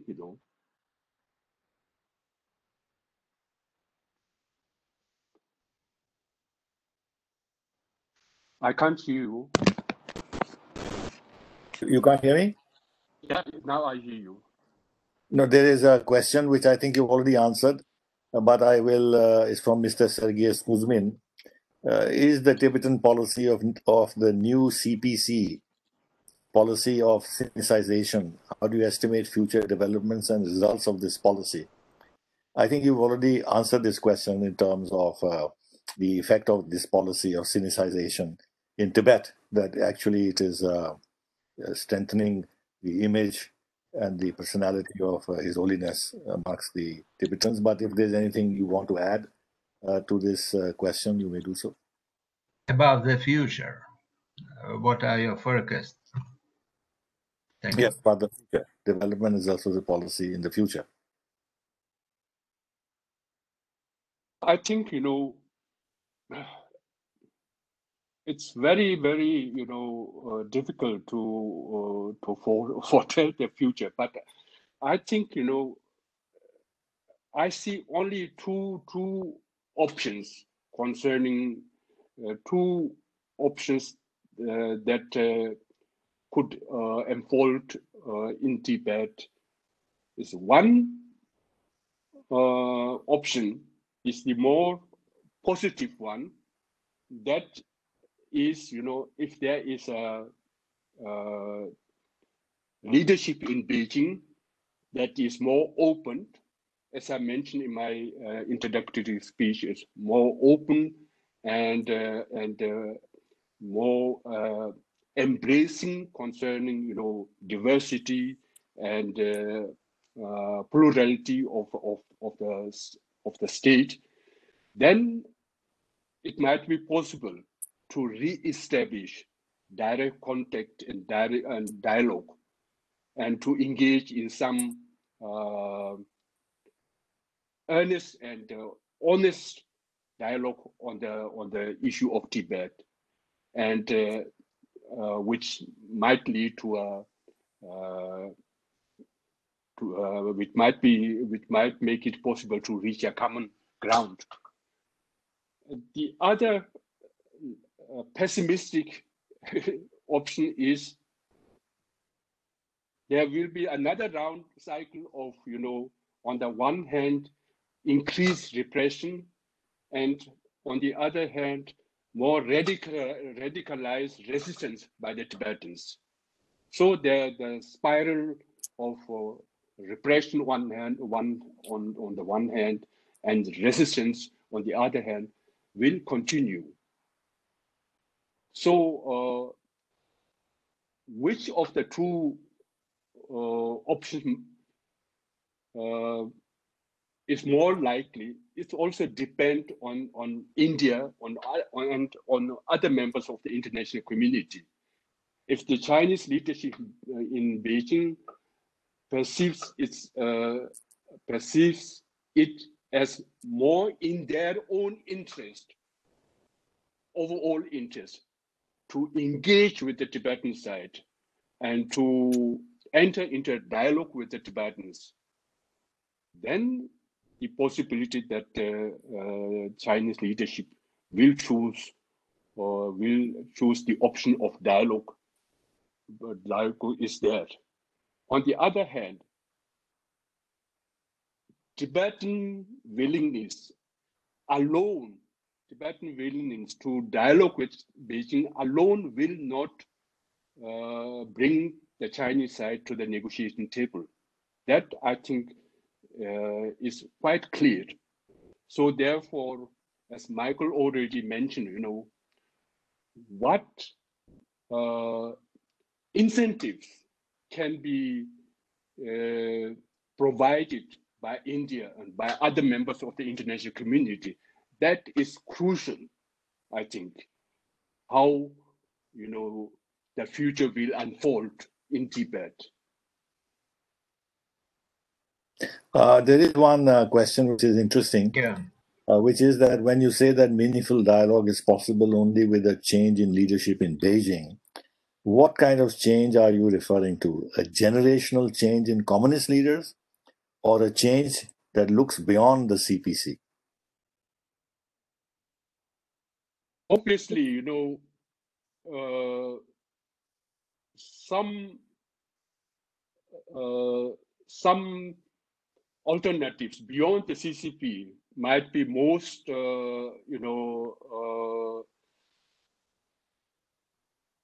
might be much better, you know, for dialogue and for reaching some common understanding. But there can be also changes within the CCP. For example, if you look at in 1980, when Hu Yaobang was the Secretary General of the Chinese Communist Party, he went to Tibet. He apologized in Tibet for the failed policies of the Communist Party in Tibet. And he even demanded that 80% of the Chinese cadres must be withdrawn from Tibet. And Tibetan should be administered by Tibetan cadres. So this clearly shows, you know, that even the CCP can have a very tolerant and lenient and approach on minorities and toward Tibet. But if you look at the recent development, then I think so far, in my view, it is becoming more clearer and clearer that the overriding interest of the CCP is not the interest of the Chinese people or the interest of the Chinese nation and China, but the overriding interest of the CCP is to maintain power and control of China. And for that priority, the CCP is willing to do anything, anything possible, and to also sacrifice, if need be, also the larger interests of the people or of the country. So the hold to power is the primary objective of the CCP. And that, I think, this kind of thinking will prevent any solution to any enlightened policy towards minorities or towards Tibet. Well, thank you, Mr. Gyaltsen. I think that was very, very interesting and useful. Let's go on now to the last speaker, Dr. Tsering Topgyal. He will speak on shifting Asian geopolitics and Tibet. Over to you, Topgyal. Okay, can you hear me properly? Yes. Yes. All right. Yeah. Thank you very much. So, first of all, I would like to thank the organizers, particularly Rebon and Mr. Tandon, for organizing the event and for inviting me. And I also would like to express my pleasure in obviously Ambassador Sibal and Mr. Verma, and also Michael and Kelsang, whom I have met in previous occasions. So my topic for today is the shifting Asian geopolitics and what it means for Tibet. So my core argument today is that in the emerging geopolitical competition, which has multiple facets to it, Tibetans will find both opportunities as well as significant risks that they need to be aware of and prepare for. In terms of the opportunities, Tibetans will need to be ready to escalate the demands, not just upon the Chinese, but also towards international partners or powers that seek to engage with the Tibetans and seek to use the Tibetans and the Tibet issue for their own interests vis-a-vis China. In terms of the main risks, like other East Asian or Asian countries, small to mid-sized countries, Tibetans will especially face three kinds of risks. One is of abandonment, and also the risk or the fear of entrapment in the interests, strategies, and conflicts of other players and powers, and also the associated risk of being exploited by others. So these are the three sort of risks that I will talk about. So the way I will go about today is first to sketch out very briefly what I mean by the geopolitical shifts in Asia, and then I will try to draw up some scenarios of how this geopolitical contestation will evolve into the future, especially in relation to Tibet and the Tibetans. And then I will go on to talk about a bit more about the opportunities and risks that I outlined, and then specifically go on to focus on what the Tibetans need to do to navigate through these scenarios, and also the opportunities and risks that I outlined. Because others have already talked about what other players like the Indians or the Americans or the international community should do. I will set that aside for the time being, and maybe we'll come back to these questions at a later point. So when I talk about the geopolitical shifts to this audience, I don't think I need to go into a lot of detail on this. Essentially, what we are seeing is a clear case of power transition taking place, especially because of the rise of China. So it is on the in the Asian theater mostly a competition between China and some of its allies, with a number of Asian countries as well as countries like the United States. So it is because of the rise in China's power, influence, and capabilities, it has a much wider set of issues, not just in Asia, but also around the world. So you have an expanded set of issues that China needs to protect. And with these expanded interests and greater capabilities, we see a China that is more ambitious, a China that is more confident and bolder, and will come into clashes of interests with a number of other players. Particularly, we're talking about the United States and its allies and countries like India. So it is, on the one hand, a story about U.S.-China relations and competition for the status of the most powerful country in the world and who is the hegemon in Asia. And then we also have the contestation between India and China, which are both simultaneously rising together and have a very short history of being neighbors, because Tibet played the role of buffer for much of the history until 1949. But short history, but with a very difficult shared history that we need to talk about, and a lot of clashes of interest, and not to talk about the perceptual dimension of the security dilemma between these two powers. And then obviously there is a lot of jostling between China and East Asian neighbors, many of which are closely allied to the United States or have strong security ties with the United States.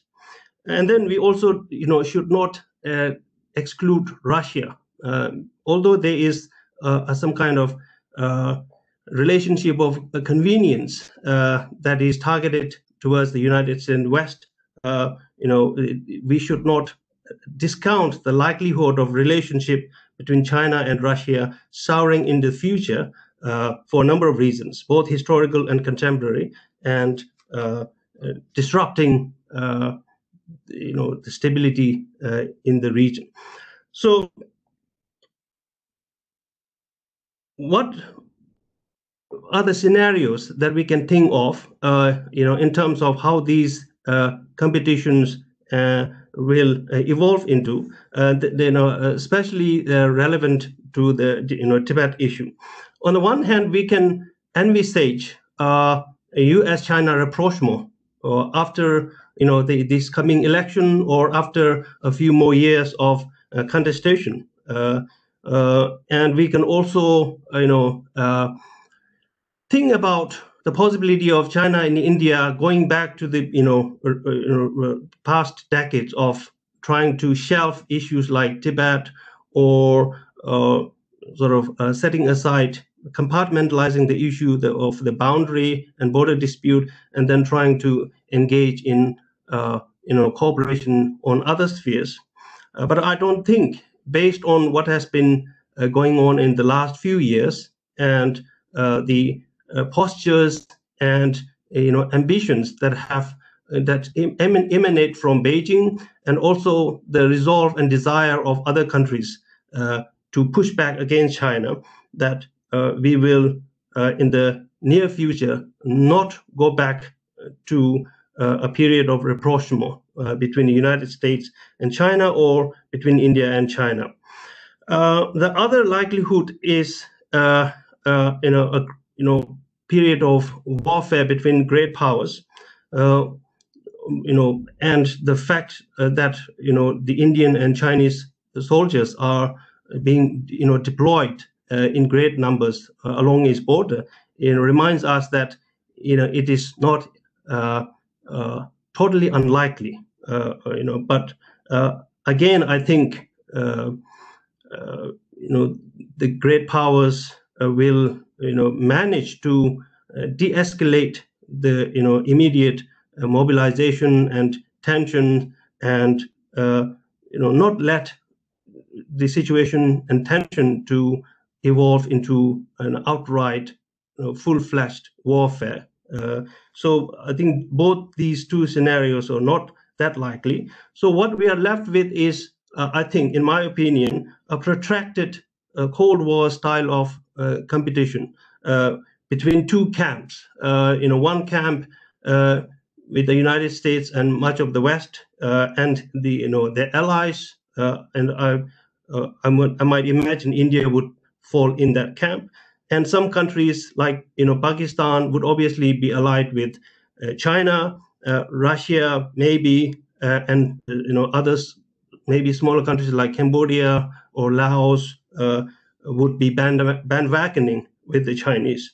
So these are the three scenarios that can pan out in the future. And from my point of view, the most likely is a protracted competition, maybe not identical to the previous Cold War, but similar to a Cold War kind of confrontation, for playing out for many decades.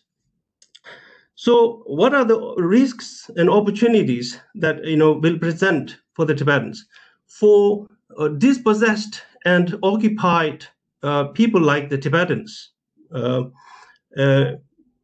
maybe long periods of peace, stability, not the best situation for them.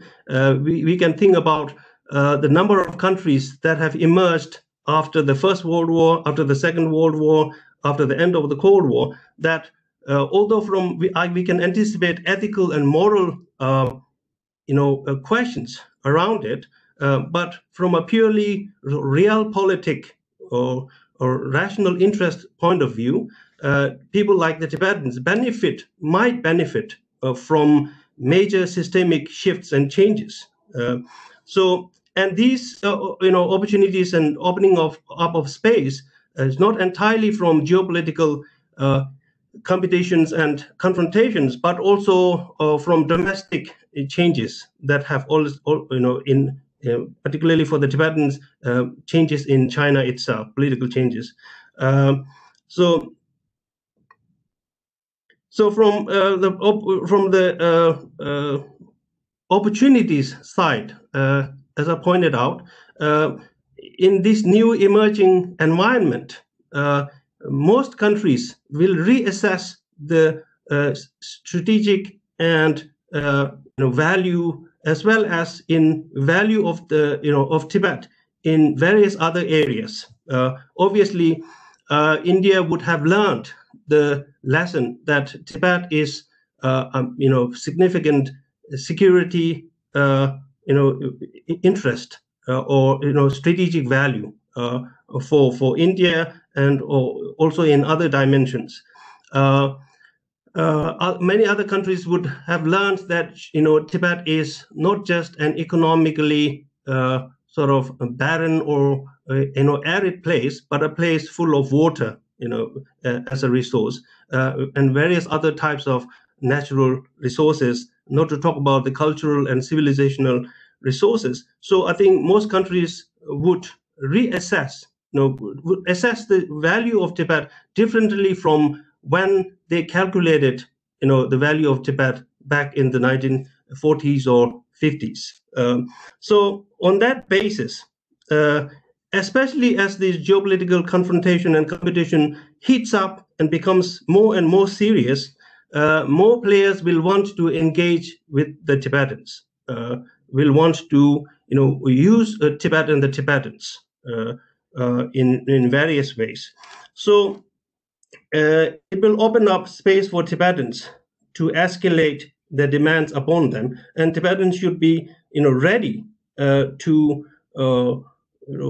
put those demands upon whether it's India or the US or other actors to, for example, do more for Tibetans in terms of not just giving asylum or refuge or economic forms of assistance or other symbolic forms of assistance, but also to do more concrete things. Whether it's expressing and manifesting in concrete terms greater support for in the legal and political forms that have also already been talked about. Whether it's stronger demands or support for Tibetan autonomy, if that is what the Tibetans want, or even when the situation becomes very sort of cataclysmic in the future, possibility of putting independence of Tibet on the table. So in terms of the risks,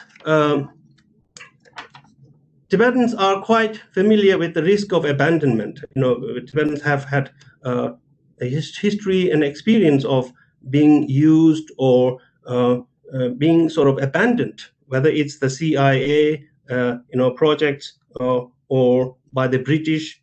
So we are not sort of totally unfamiliar with abandonment, and this is a risk that will go on into the future, and Tibetans will have to watch out for risk of being abandoned. Even in the last few years, you can see in the media coverage in the West, political discussions or public discourses in the conferences, in seminars, or in panel discussions, you see the Tibet issue disappearing. Hong Kong, Xinjiang, and other issues being always being mentioned, and Tibet has been sort of being left out, almost as if 160, just under 160 Tibetans did not self-immolate, in the recent years, or Tibetans are going through other types of suffering inside Tibet. So these are sort of different elements, manifestations of abandonment that Tibetans know about and will have to be prepared about.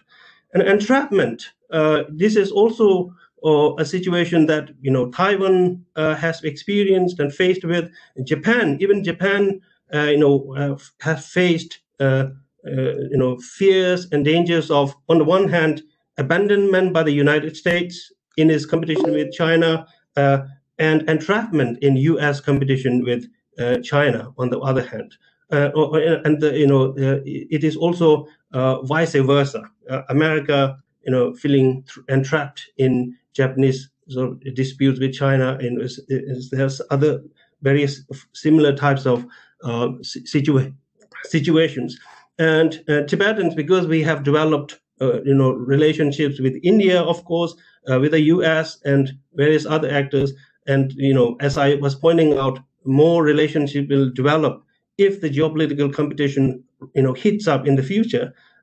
So entrapment is a risk that Tibetans need to watch out. And exploitation, again, is also an experience that Tibetans are not too entirely unfamiliar with, and Tibetans will need to be watchful on that front. So what should the Tibetans do? Coming to my final point, to understand which scenario they are in and how to navigate through these opportunities and risks. The biggest caveat is that Tibetans in exile are a small minority and always at the risk of becoming irrelevant. So most important to the future of Tibet and the Tibetans is the feeling and the activities of the Tibetans inside Tibet. So the Tibetans outside and other players who want to engage with the Tibetans and Tibet issue need to keep a close watch and pulse. Watch the pulse of the Tibetans inside Tibet. What are they feeling? What are they going to do vis-a-vis China and their policies? So the Tibetan exile establishment and other actors will need to find ways of engaging with the Tibetans inside Tibet. And this is especially important because China has done a lot of things in the last few years to cut off a relationship between the Tibetans inside and outside Tibet, and other actors in many ways. So that is very important. Other things are secondary but crucially important. One is reforming the exile institutions, the Central Tibetan Administration or the government in exile, or whatever term we use.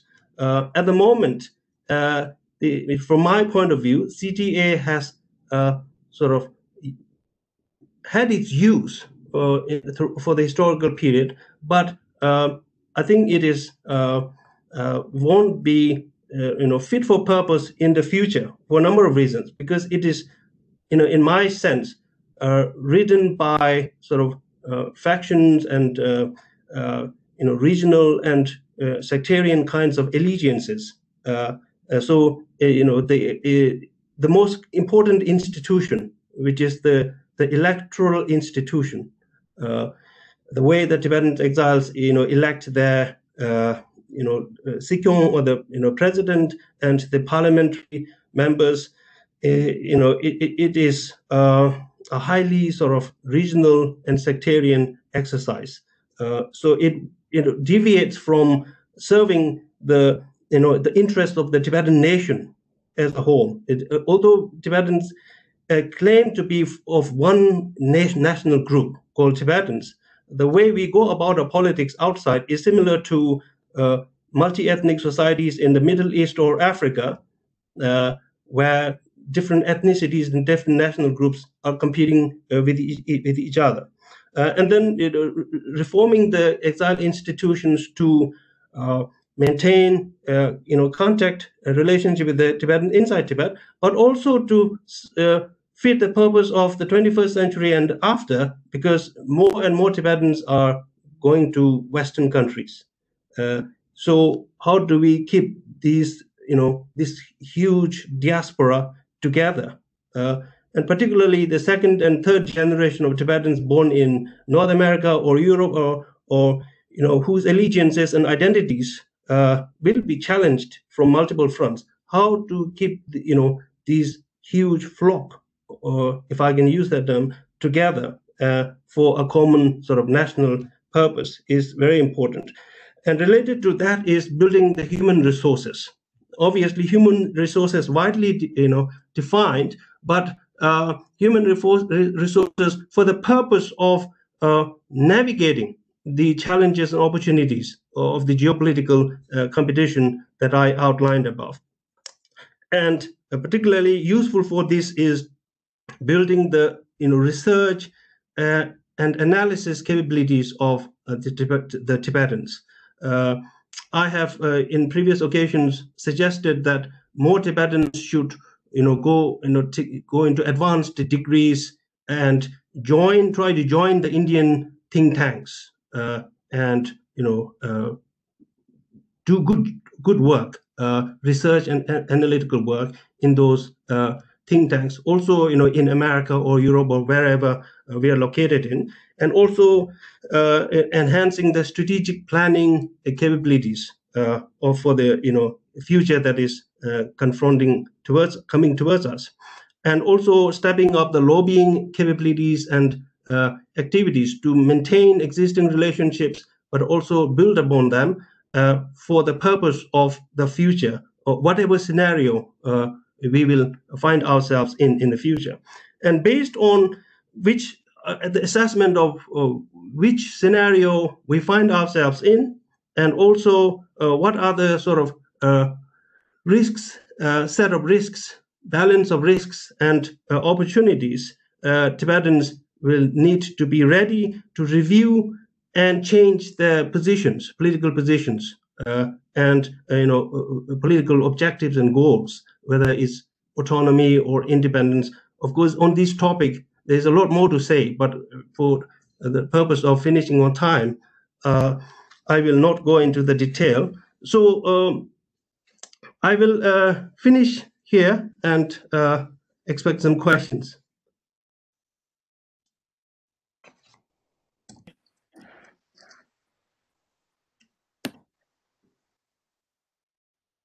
I can't hear you, Ambassador. Oh, yes.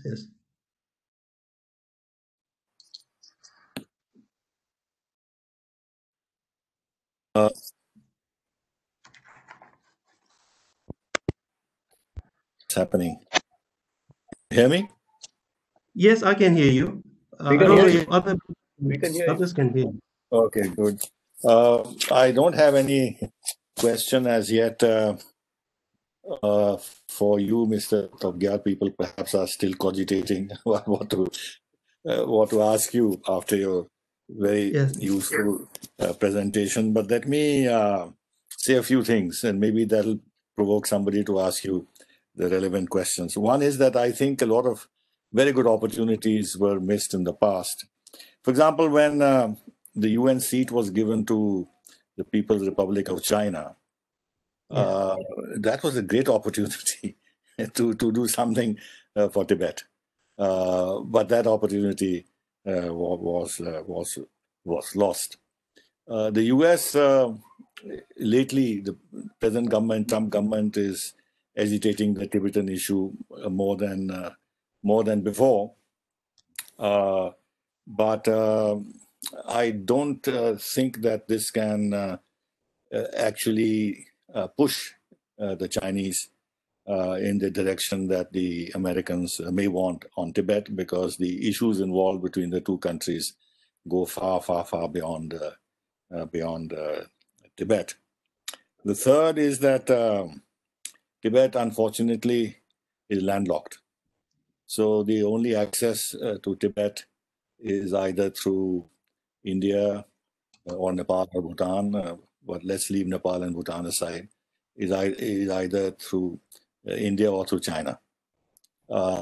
So that also means that the interests of the international community in Tibet for geopolitical reasons and the economic reasons will perforce be relatively limited. If, for example, for geopolitical reasons, there is a regime change in China, which the Trump government is hoping for. At least Pompeo is hoping for that. Then yes, opportunities can open up, but that is a much bigger issue. Also, the exploitation of Tibetan resources by third parties. Again, it's not possible because the only access to and from Tibet is through China in any realistic way. I think in terms of the future, if there is a political collapse of China in the sense that the Communist Party is weakened, and we see in China what happened in the Soviet Union. In that scenario, since the Soviet Union broke up, China could potentially break up. But I think because the Communist Party has resources far beyond what the Soviet Communist Party had. So I don't think that scenario is likely. And also, the Chinese military is very strong. It's a different matter that the Soviet military was not used to protect the integrity of the Soviet Union, because Yeltsin himself was very keen to break up the Soviet Union. But there is, of course, a Chinese military in the PLA, which would ensure the territorial integrity of China, even if the political capacity of China gets weakened because of the weakening of the Communist Party. I think you're very right when you said that there is now great difficulty in getting into touch with the Tibetans inside, because Chinese have built such systems that they're monitoring everybody very closely. And any effort to contact anybody outside is immediately monitored and acted against. And I think people are finding difficulty to get intelligence on the ground. I'm speaking about our side. I don't know about the Tibetan administration, how they are managing this, and to what extent. And I'm sure conversations are going on between the Tibetan administration and our side about the feedback they're getting from inside. That is important to the point that you underlined. The final point, 2 points I'd like to make, is that China seems to have weathered the problems in Xinjiang, despite the pan-Islamic dimension of what is happening in Xinjiang, reasonably well, because in the UN Human Rights Commission, the key Islamic countries gave a clean sheet to China, surprisingly. So once they have weathered even a situation like Xinjiang, which potentially could complicate the relationship with a whole host of countries in the Islamic world, unfortunately for Tibet, that kind of potential, that kind of pressure that can be put on China seems to me to be difficult. And finally, I keep reading and rereading about what Mao Zedong said about Tibet. That is the palm of the hand, and there were 5 fingers, and that included a lot of countries around Tibet. So he was, in that sense, very forward-thinking, and immediately occupied Tibet, and now he's sitting on the water resources of Tibet. And from Tibet, he can put pressure, China can put pressure on a whole host of countries. So geopolitically, for China's own ambitions to be the leading power in Asia and keep everybody under their tutelage in different ways, Tibet plays a very significant role in terms of southern part of Asia. And of course, what they're doing in South China Sea is to control that space, where, of course, they're meeting the U.S. challenge strongly. But on the land here, I don't think the U.S. challenge is very meaningful. India has to bear the brunt of it and challenge it. Now, one question has come from Yeshi. Can you elaborate the kind of reform needed in CTA to make it relevant to the 21st century.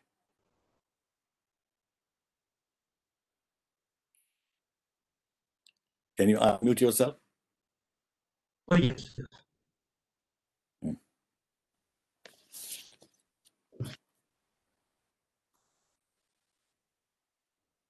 No, you're still muted. Oh, yeah. Can you hear me now? Yes, yes. Oh, yeah. First, if I can address some of your points, Ambassador, and then I will go back to the question on the chat box. I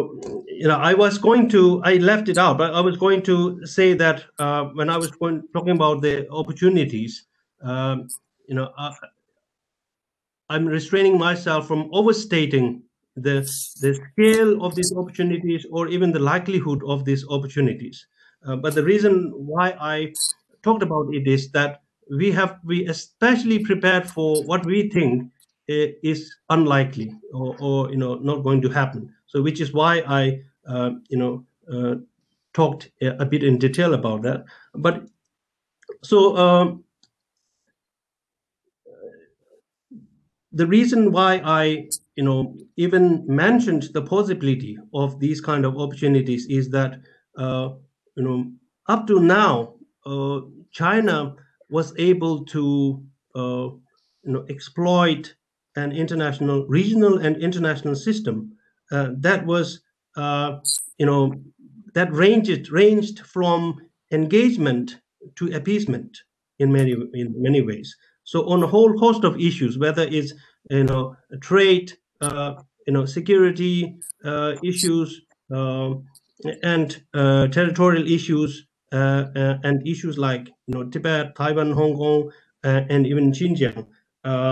Most of the world, particularly the West, and I would also include India, were quite sort of by the economic opportunities that China was set to present, and also the sort of the liberal notion that engagement with China would change the Chinese political system, and all of these notions, so China was able to get away with a lot of things on all these fronts.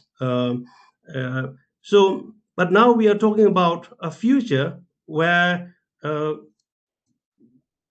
much of Asia and many countries in the West, and I would think India also feels that way, that this kind of policy or expectation and hope is not sustainable. So we are looking at a different future where the possibility of a Cold War style confrontation between two camps, and people in both United States and India and in other countries like Australia, Japan, and some countries in Europe are talking about sort of a democratic sort of alliance to push back against China. And I think many countries in East Asia, Southeast Asia particularly, because they are small countries, they don't have the size and scale and power on their own to do much about it, but to live with the reality of whether it's economic relations with China or security relations with the United States. But I think this kind of future that I'm talking about will push them into one camp or the other.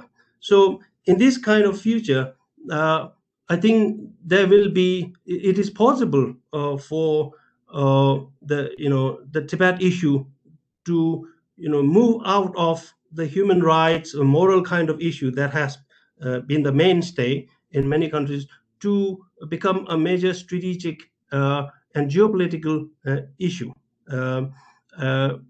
We are talking about water and ecology, climate change as very important issues for the future, and control over who controls over Tibet, the Tibetan plateau, will have significant implications for the future livelihood of billions of people in Asia.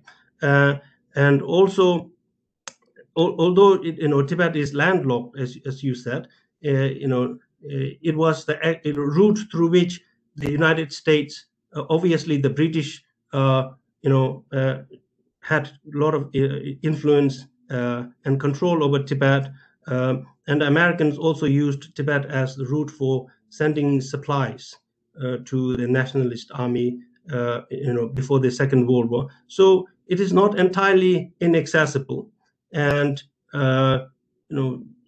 it is not implausible that Tibet could have a strategic or geopolitical significance in the type of future that I'm talking about.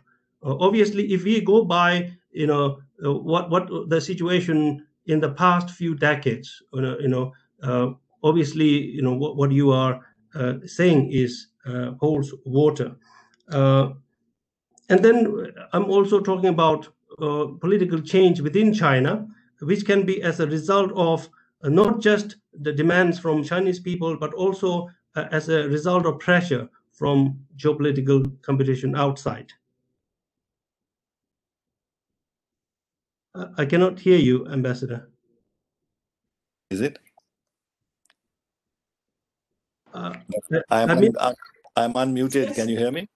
Yes, no. I interrupt you because we have only 6 minutes left. And Okay. and you had to answer the question on, I think you can forget what I said. Let's move on to the questions, which is the kind of reform of the needed in CTA, which is a big question. So let me see if you can compress your answer. And the second question, which I see on the chat box, which you could answer, is this. You base the shifting Asian geopolitics to rise of China and India. In what sense do you mean the rise of these countries? Do you mean in economic sense or beyond? And how do you also see the sustenance of this rise? Again, a very large question. So if you can spend 3 minutes answering these two questions, then I'll hand over the thing back to Mr. Krishan Verma. Please. With regard to reforming the CTA, there are multiple answers to this question, but I think my main focus is on the political, legal, and institutional dimensions. So, particularly as I mentioned, the electoral system should be reformed because the type of institution that we are practicing today is, it's otherwise called consociational democracy, which is applied in failing countries like Lebanon, and European countries like Netherlands used it when they first entered the modern democratic system, but then they grew out of it as the institutions became stronger, and the social and norms, political culture changed. They changed to the current practice of full-scale democratic system. So I find the electoral system particularly problematic. Of course, it served its purpose in the past, but now because of the type of election that we are holding, and this relates to insights from democratization literature in many countries around the world. The combination of democratic, institutions or rights, particularly the right to vote and freedom of speech. If you mix that with fragmented identities, then it is a poisonous environment which can fragment and have negative implications for governance and even government, and also the integrity of the nation and the state. So that needs to be reformed so that regional and sectarian considerations do not become the major concern, and that there are cross-cutting allegiances, membership, and electoral system. With regard to the second question, obviously, I was not basing the shifting Asian geopolitics to just the rise of India and China. Obviously, it's the much bigger story of U.S.-China rivalry over who is the hegemon in East Asia and the leading power in the world, but also Japan, China, East Asia versus China, also important dimension. But I isolated China and India because they are both rising powers. Although China has taken a big lead, they are both rising powers simultaneously. Just one rising power in a regional or global system is stabilizing enough. But if you have two rising powers in the same region with a difficult history, although it is a short history of being neighbors, with all these clashing issues such as the border issue and others, it becomes even more destabilizing, potentially destabilizing, if the leadership and multilateral institutions are not strong enough to manage the contestation. So that is what I was talking about. Obviously, the competition between China and India is much more than the border dispute. There's something of an arms race. For example, the nuclear weapons issue can be an illustration of that. But also there is a security dimension to the and defense dimension to the competition. There's also economic dimension to the competition. There is maritime dimension to the competition. There is diplomatic as well as trade competition in even as far as Africa, if we can, not just the South Asian neighborhood of India. So it is a multifaceted relationship and a form of competition between India and China, which I sort of identified as one of the dimensions of the geopolitical competition that we are walking into. Thank you, Mr. Topgyal. I think we have reached the end of this session. It's already almost 4 o'clock. I would have liked to give an opportunity to the panelists, the other two panelists, to say a couple of words if they wanted to, but I think there are time constraints. So should I hand this thing back to you, Krishan? Yeah, I'll take this. Thank you so much, Chair, for your great remarks, very insightful, and I think you did encourage tremendous amount of thoughts from the three speakers, which I think were very germane to this. I'm going to leave it with a question, which I should have asked earlier. I think it would be really Kelsang who would answer, but anybody else could take it up, and maybe perhaps you could send it to us. Where there was constant repeat about India to take the lead about the Tibetan question. I wanted to put it a different way. How do you see with whether it's the Holiness Dalai Lama or the CTA, what would they do to help India to take the lead? Is there something that they can do with China referring to Ladakh as Little Tibet, as they're talking about Arunachal as South Tibet? Is there something that they could say to help India revisit this and look at this whole problem again and see how we could refashion our stance towards China? Leave this thought with you. I think we are running out of time, so I don't expect an answer now.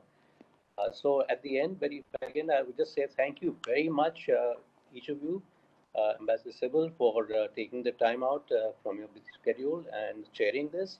To Professor Michael Van Walt, always a pleasure hearing you with great insights about the international law aspects of the Tibetan issue.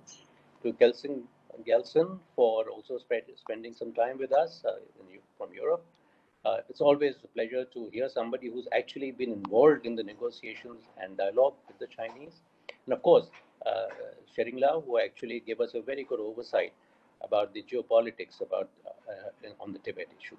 Thank you very much, and let me leave this here. Please do join us for the next session. We will be sending out invites from behalf of the FNVA and my colleagues. Ribon as well as Professor Tandon. Thank you very much for joining us and have a good day. Thank you. Thank you. Thank you very much. Bye-bye. Bye.